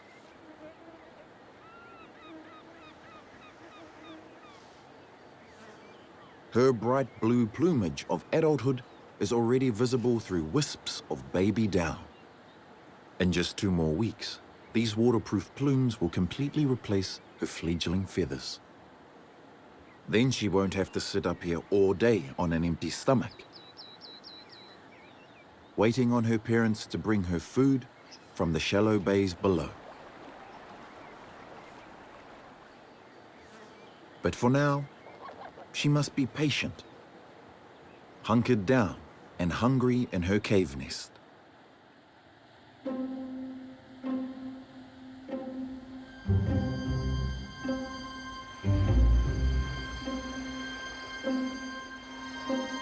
Finally, at dusk, the chick's parents reappear offshore, gathered together with others of their colony, in what's known as a raft.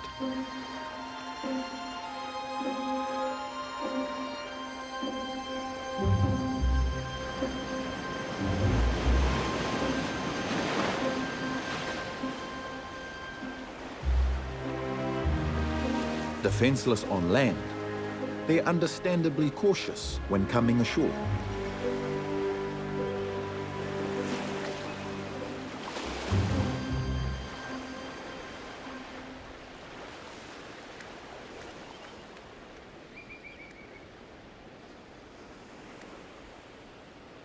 Out of the water, they stand just 10 inches tall.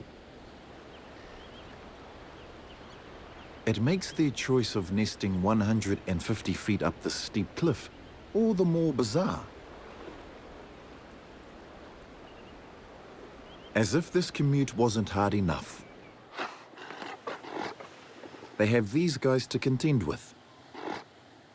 These young seals won't think twice about chomping on penguins.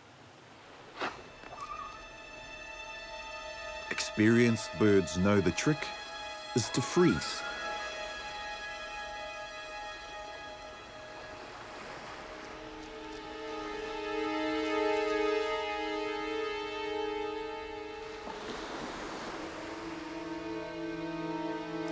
The seal's eyes are tuned to the underwater world. It struggles to spot the penguins out here in the dim twilight.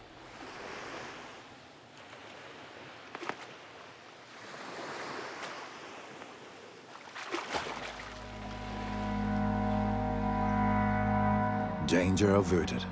The clan can get back to tackling their ascent.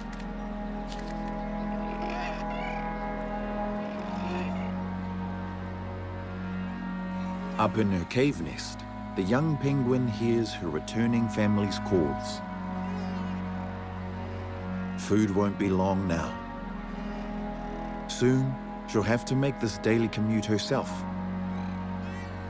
But she knows little of the dangers she'll face when her first foray comes.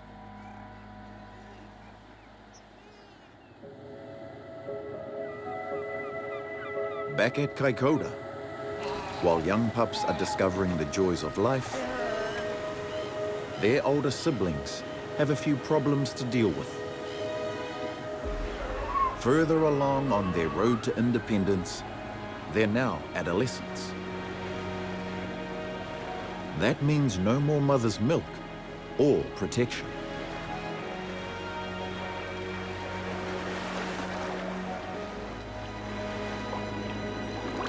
They're well and truly on their own.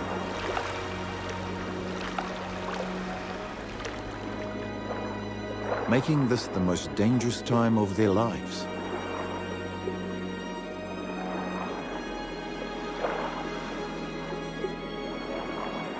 For these inexperienced hunters, the choice is simple.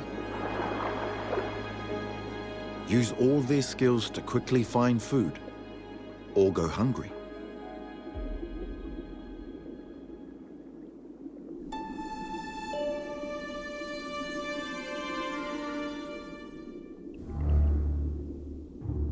Hundreds of suckers, a venomous beak, and 3 hearts should make this octopus invincible. But it's usually the first thing young fur seals learn to hunt before they graduate to fish and squid.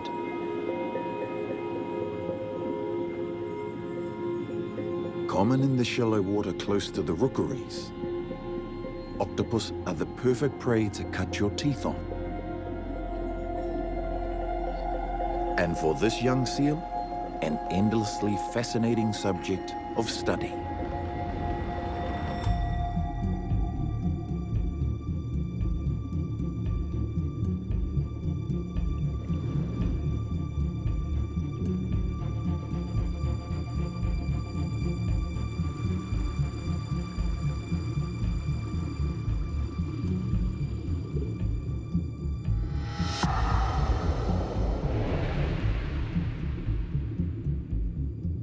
A cloud of ink disorients him, allowing his target just enough time to hide.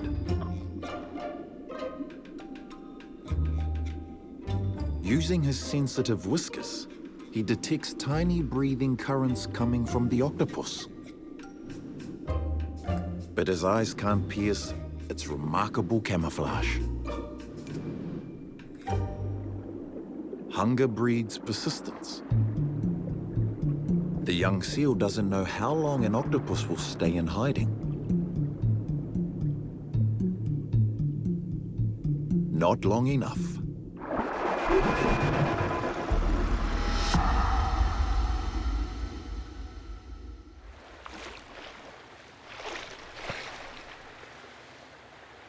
This meal is potentially one of his last on this bit of shoreline.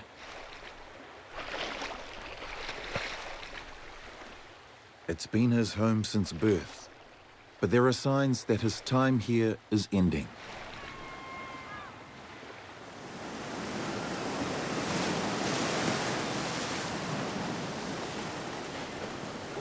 On the rocky platforms, powerful older males battle for mating rights.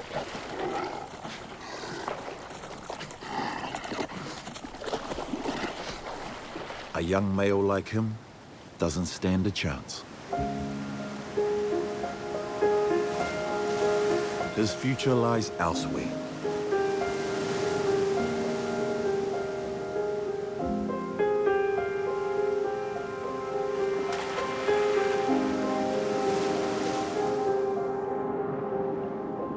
Young fur seals like him will travel enormous distances in their first few years in search of food and territory. The next step in his journey to independence is a trip into the vast unknown. All he needs is a guiding force. Just off the coast, a powerful band of oceanic current runs northwards, creating an invisible highway.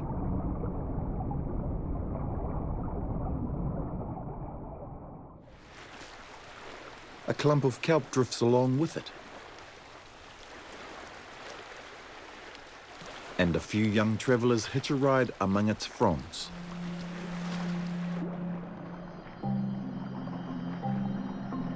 These are baby hapuku. For them, the kelp is mother and protector. It offers food and shelter. They'll stay on board this life raft for as long as they can, and they'll go wherever it takes them. But the northwards moving current is pushing them ever further into an ocean that is vast and empty. This ride could very well be a one-way trip.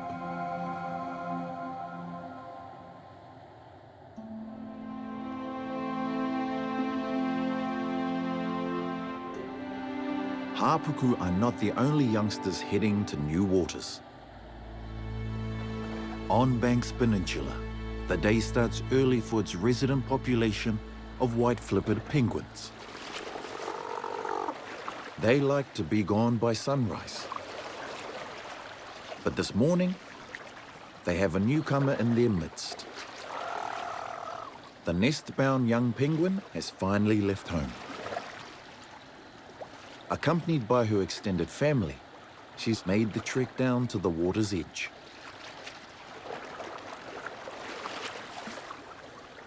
This morning marks a major milestone in her journey towards independence. Her fluffy down is completely gone. In its place, are bright blue waterproof feathers. And she's ready to test them out for the very first time. Once she summoned up the courage, that is.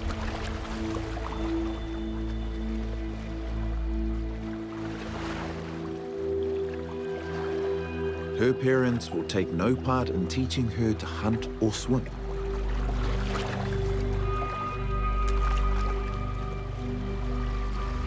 And from here on, it's all a matter of trial and error.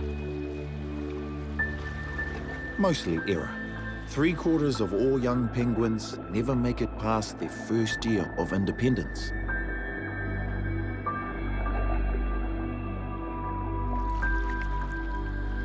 But luckily for an inexperienced hunter like her, the sheltered bays of Banks Peninsula offer great potential. She'll find most of her food at depths of less than 20 feet. making this the perfect place for an adolescent penguin to test the waters. These riches are all thanks to a place no penguin will ever see. The snow-capped Southern Alps. Rivers flowing from these mountains carry hundreds of tons of sediment, known as glacial flour, and dump it into these coastal waters,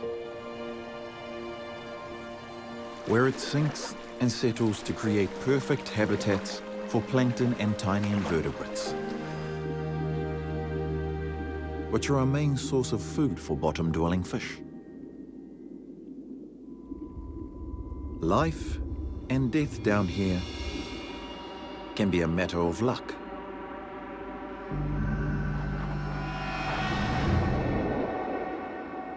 This scallop leaves nothing to chance. It's already survived a floating planktonic phase, then months attached to a rock. Now nearing maturity, it lives free in the sand. Sensory tentacles alert for any scent of danger. Its arch nemesis is never far away. The 11-armed starfish. It smells its way to a scallop dinner, following scent receptors on the tip of its arms.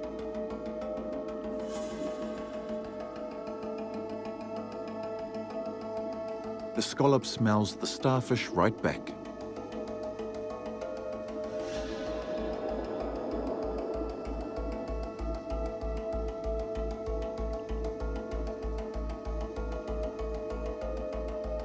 That's close enough.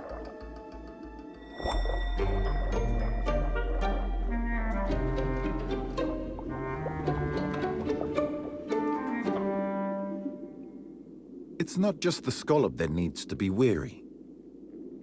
Fish that are hungry for invertebrates, like this blue cod, draw in predators of their own. These are tupopo, Hector's dolphins. The murky sediment-laden waters of Banks Peninsula are no obstacle for the smallest dolphins in the world.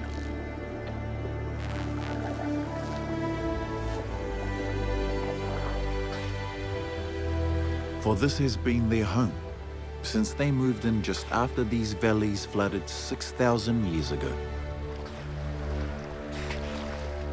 This pod is a close-knit sisterhood of only females and their calves.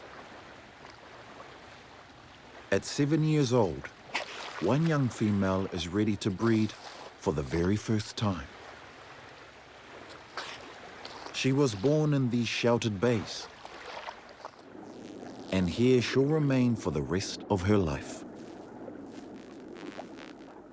In these shallow waters, she finds enough food, protection, and today, her sonar clicks detect something that sets her young heart racing.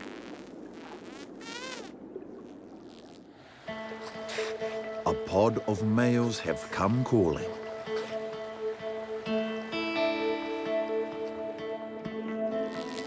Potential suitors. One has eyes for the young female, and it lights a spark in her. Caresses and rubs heighten the pair's excitement.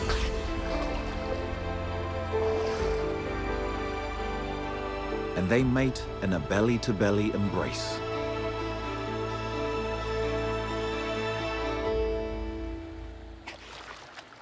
The female's first fling is but a speed date, as is the norm with dolphin courtship. If the male's done his job, she'll give birth to her first calf 12 months from now.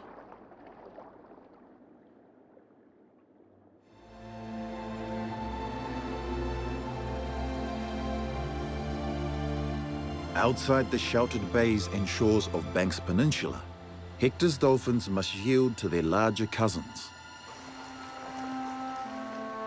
In Kaikoura waters further north, dusky dolphins gather. Unlike the Hector's dolphins, these guys are exclusively nocturnal hunters.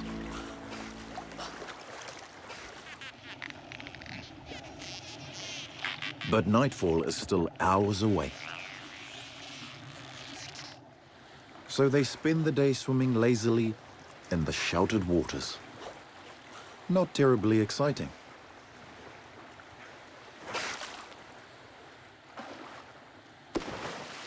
Boisterous juveniles are itching for some action. Surely there are better ways to while away the time.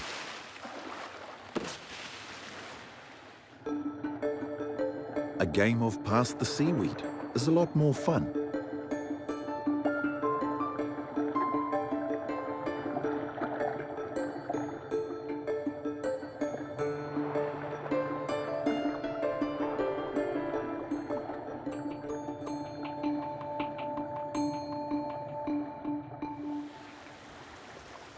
While young Duskies enjoy their time off,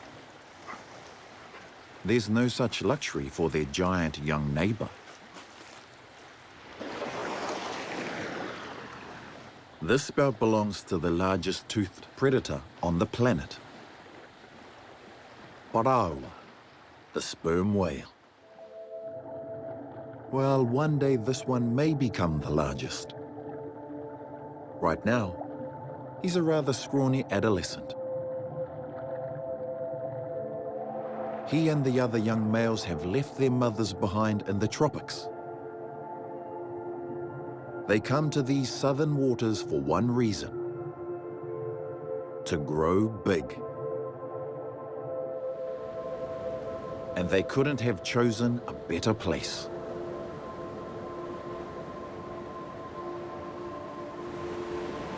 While the Earth's shifting tectonic plates thrust up mountains on land,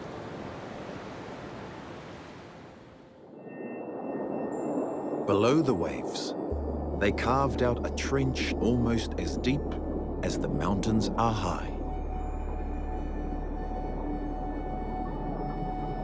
Known as the Kaikoura Canyon, it comes to within 500 yards of the shoreline. Deep ocean currents collide with the submarine canyon walls. They force water carrying millions of tons of nutrients up to the surface.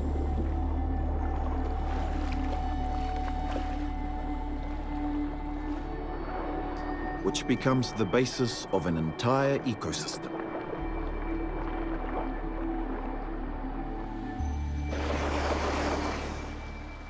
And at the very top of this food chain are the adolescent sperm whales.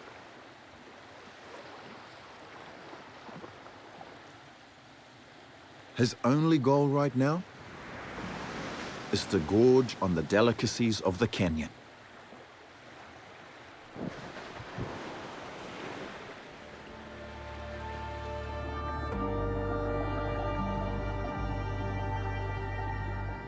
As he dives, his metabolism slows.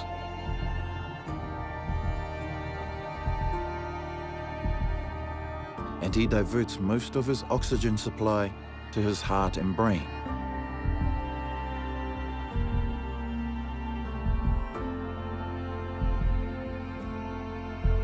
In this state, he can hold his breath for 90 minutes.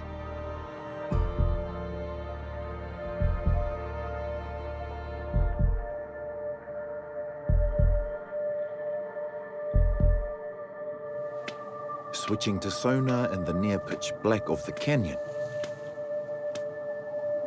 he starts the search for fish and squid. To sustain his tremendous bulk, he'll need to find a ton of them every single day.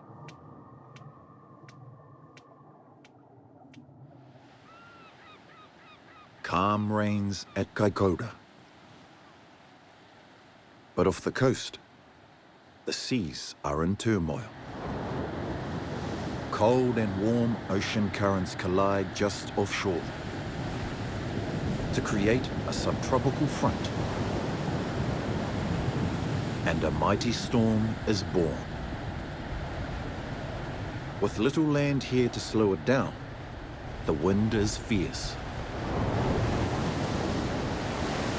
The storm finally makes landfall at New Zealand's easternmost outpost in the vast Pacific Ocean,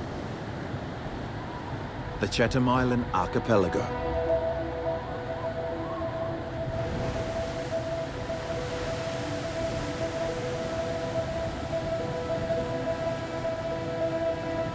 A castaway drifts precariously in the surf. It's an adventurous young fur seal from Kaikoura.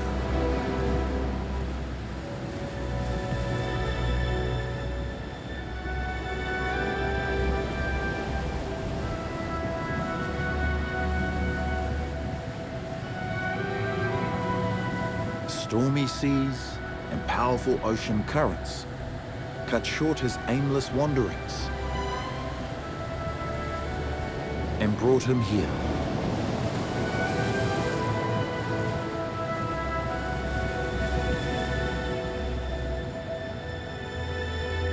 This remote coast is 500 miles away from New Zealand's east coast, but it may as well be next door. So similar are the two shores. The rolling hills and bush are remarkably like those on the mainland. Even the birds are the same. Their ancestors blown here by storms over the years. For New Zealand's castaways, the Chathams have become a life raft. And more arrive every single day. On a remote beach, a clump of kelp washes ashore. Any fledgling travelers that might have hitched a ride on it have long scattered. But they're not the first castaways of their kind to drift out here. There's already a bustling community of mainland species, like blue cod, sea urchins, abalone, and even crayfish. All descendants of creatures swept out to sea. These fish are not adapted for life in the open ocean, so they'll count themselves lucky to have stumbled upon these isolated outposts. Just like the adolescent seal. But one ocean wanderer seeks out these islands deliberately, when the time is right. For young Chatham albatross, the southern oceans are their finishing schools. In their first years after leaving their nests, they clock up thousands of miles, circumnavigating the globe in their search for food. But eventually they return to this isolated rock stack on the Chatham's archipelago, the Pyramid, home to 5,000 of these albatross.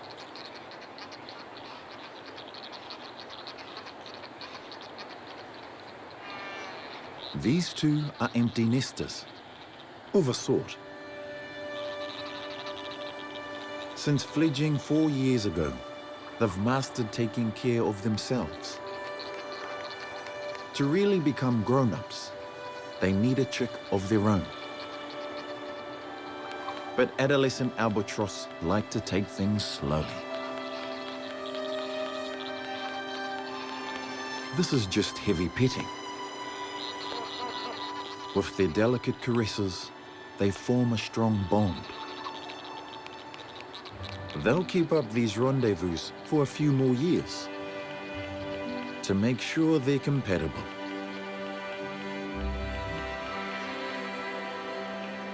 If their bond stands the test of time,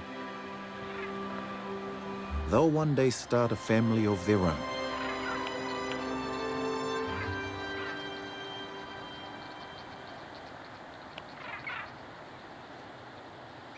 Independence and maturity are still a long way off for this chick.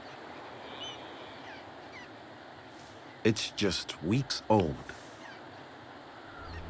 Exposed, alone, and vulnerable. Baby killers lurk nearby. Subantarctic skuas are ever ready to swoop in on a helpless chick.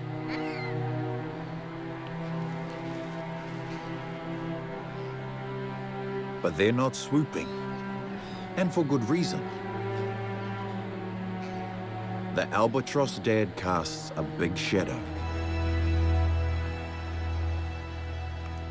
Twice the size of a skua, dad is more trouble than they want to handle.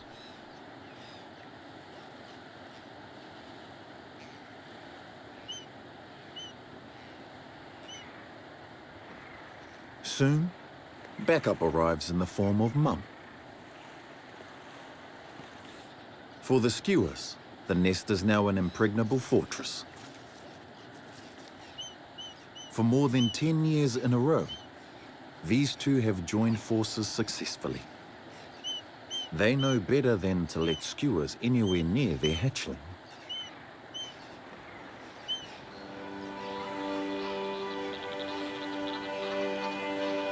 There's a reason why Chatham albatross raise their young so successfully on this barren land. The waters around the island teem with life. And down on the sea floor are other familiar characters. But these starfish have more abundant prey than scallops. Beds of paua or abalone cover the sea floor.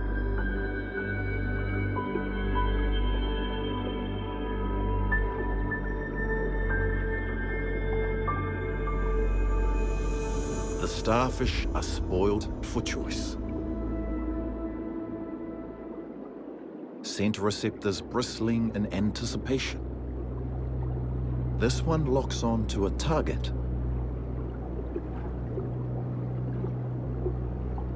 And the chase is on.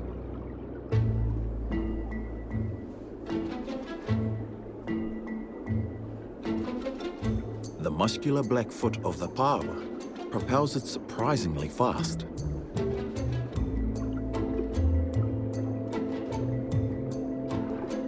But the starfish is just as fast on its tube feet.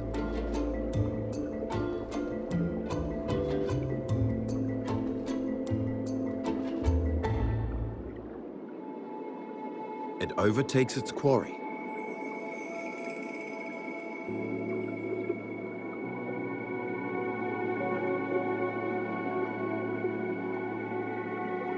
But can't celebrate just yet. Because beady eyes have been watching the action unfold. Rawaru cod are opportunistic predators. They aren't strong enough to prize paua off the rocks. So they wait for the starfish to do the heavy lifting.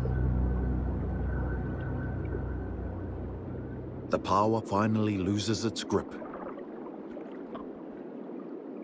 Prone on its back, its soft underbelly lies bare.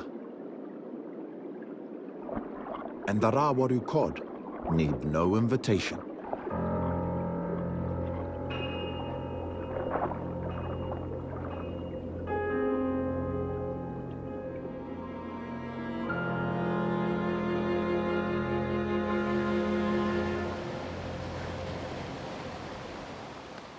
Up above, the young castaway begins to acquaint himself with this new land. His instinct to explore is strong. just as it was when he was a pup. Familiar sounds pique his interest.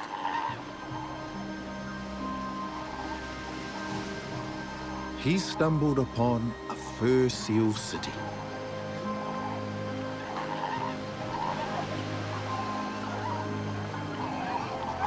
This could well be his home away from home.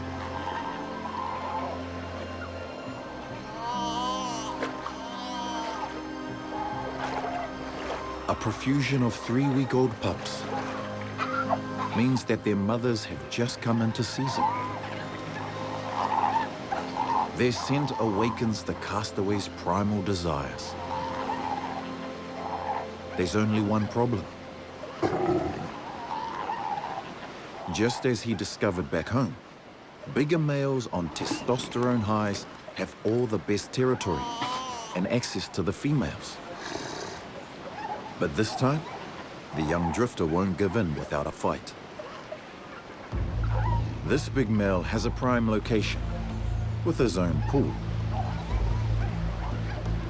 And he'll share it only with the females. The castaway wants in too. But he instantly realizes he's out of his depth.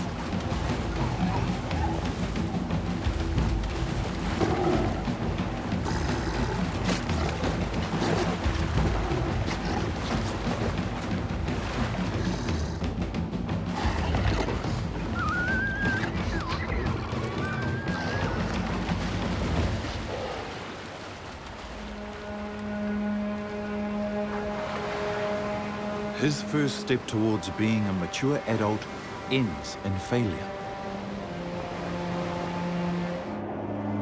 But it teaches him a valuable life lesson. He's not ready yet.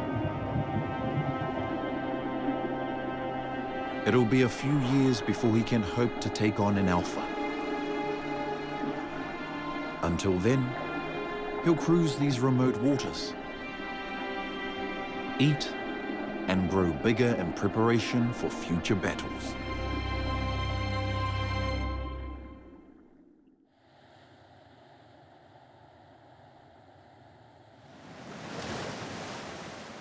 Back on mainland New Zealand, the juvenile penguin is enjoying a far smoother ride towards independence.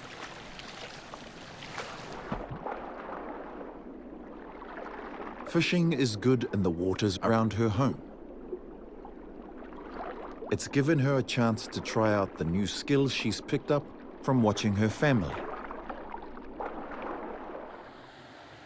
After a day of foraging, she joins a small raft waiting to come ashore.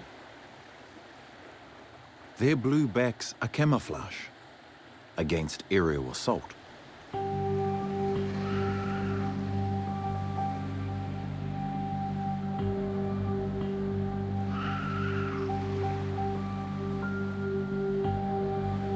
But no camouflage is perfect. A giant petrel spots the opportunity.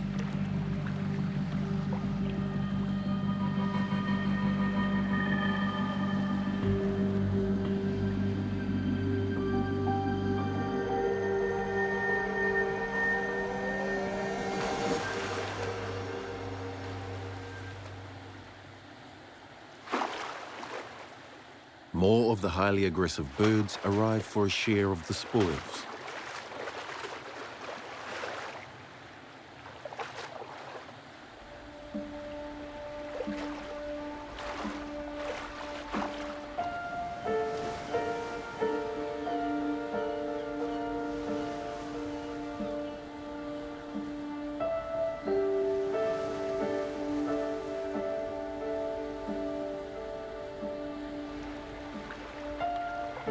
Spooked, the penguins don't reappear until it's almost dark.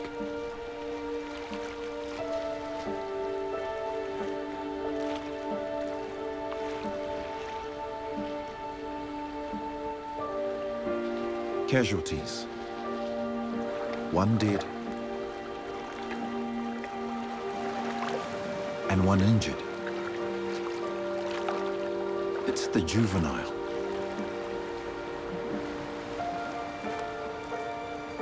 Inexperience, or just plain bad luck, has cost her.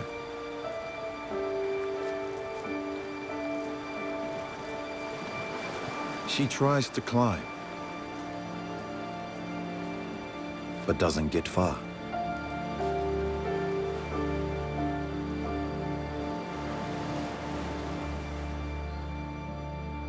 While calm settles over Banks Peninsula, over in Kaikoura, the night shift is underway. An opportunity for juvenile dusky dolphins to learn the secrets of deep-sea hunting.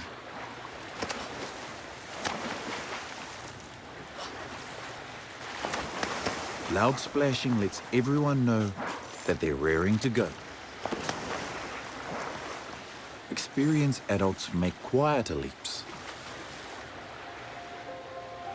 on their way to hunt in the canyon. There, they'll feed at depths of over 300 feet. Dolphin pods that hung out in smaller numbers during the day now join forces to form a superpod.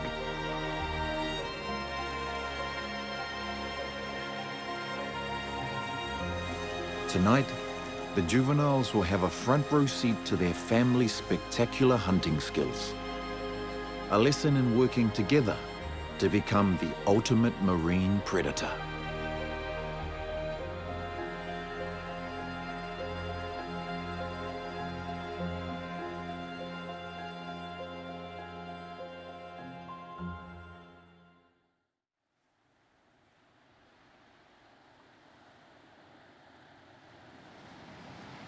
It's been many days since the petrel attack on the penguins.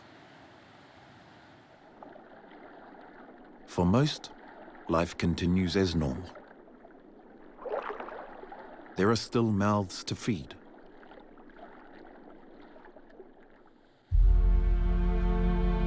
The young injured female has managed to pull through.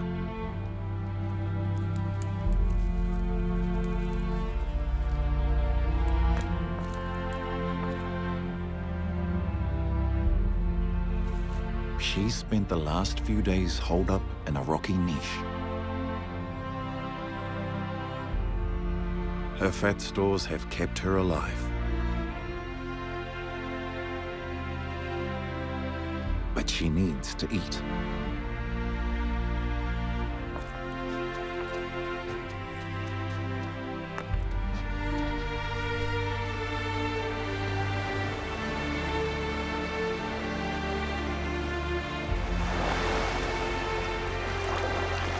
She still has a limp on land. But once in the water, her flippers take over. In just her first few days in this bay, she's discovered the sweet taste of freedom and the price she must sometimes pay for it.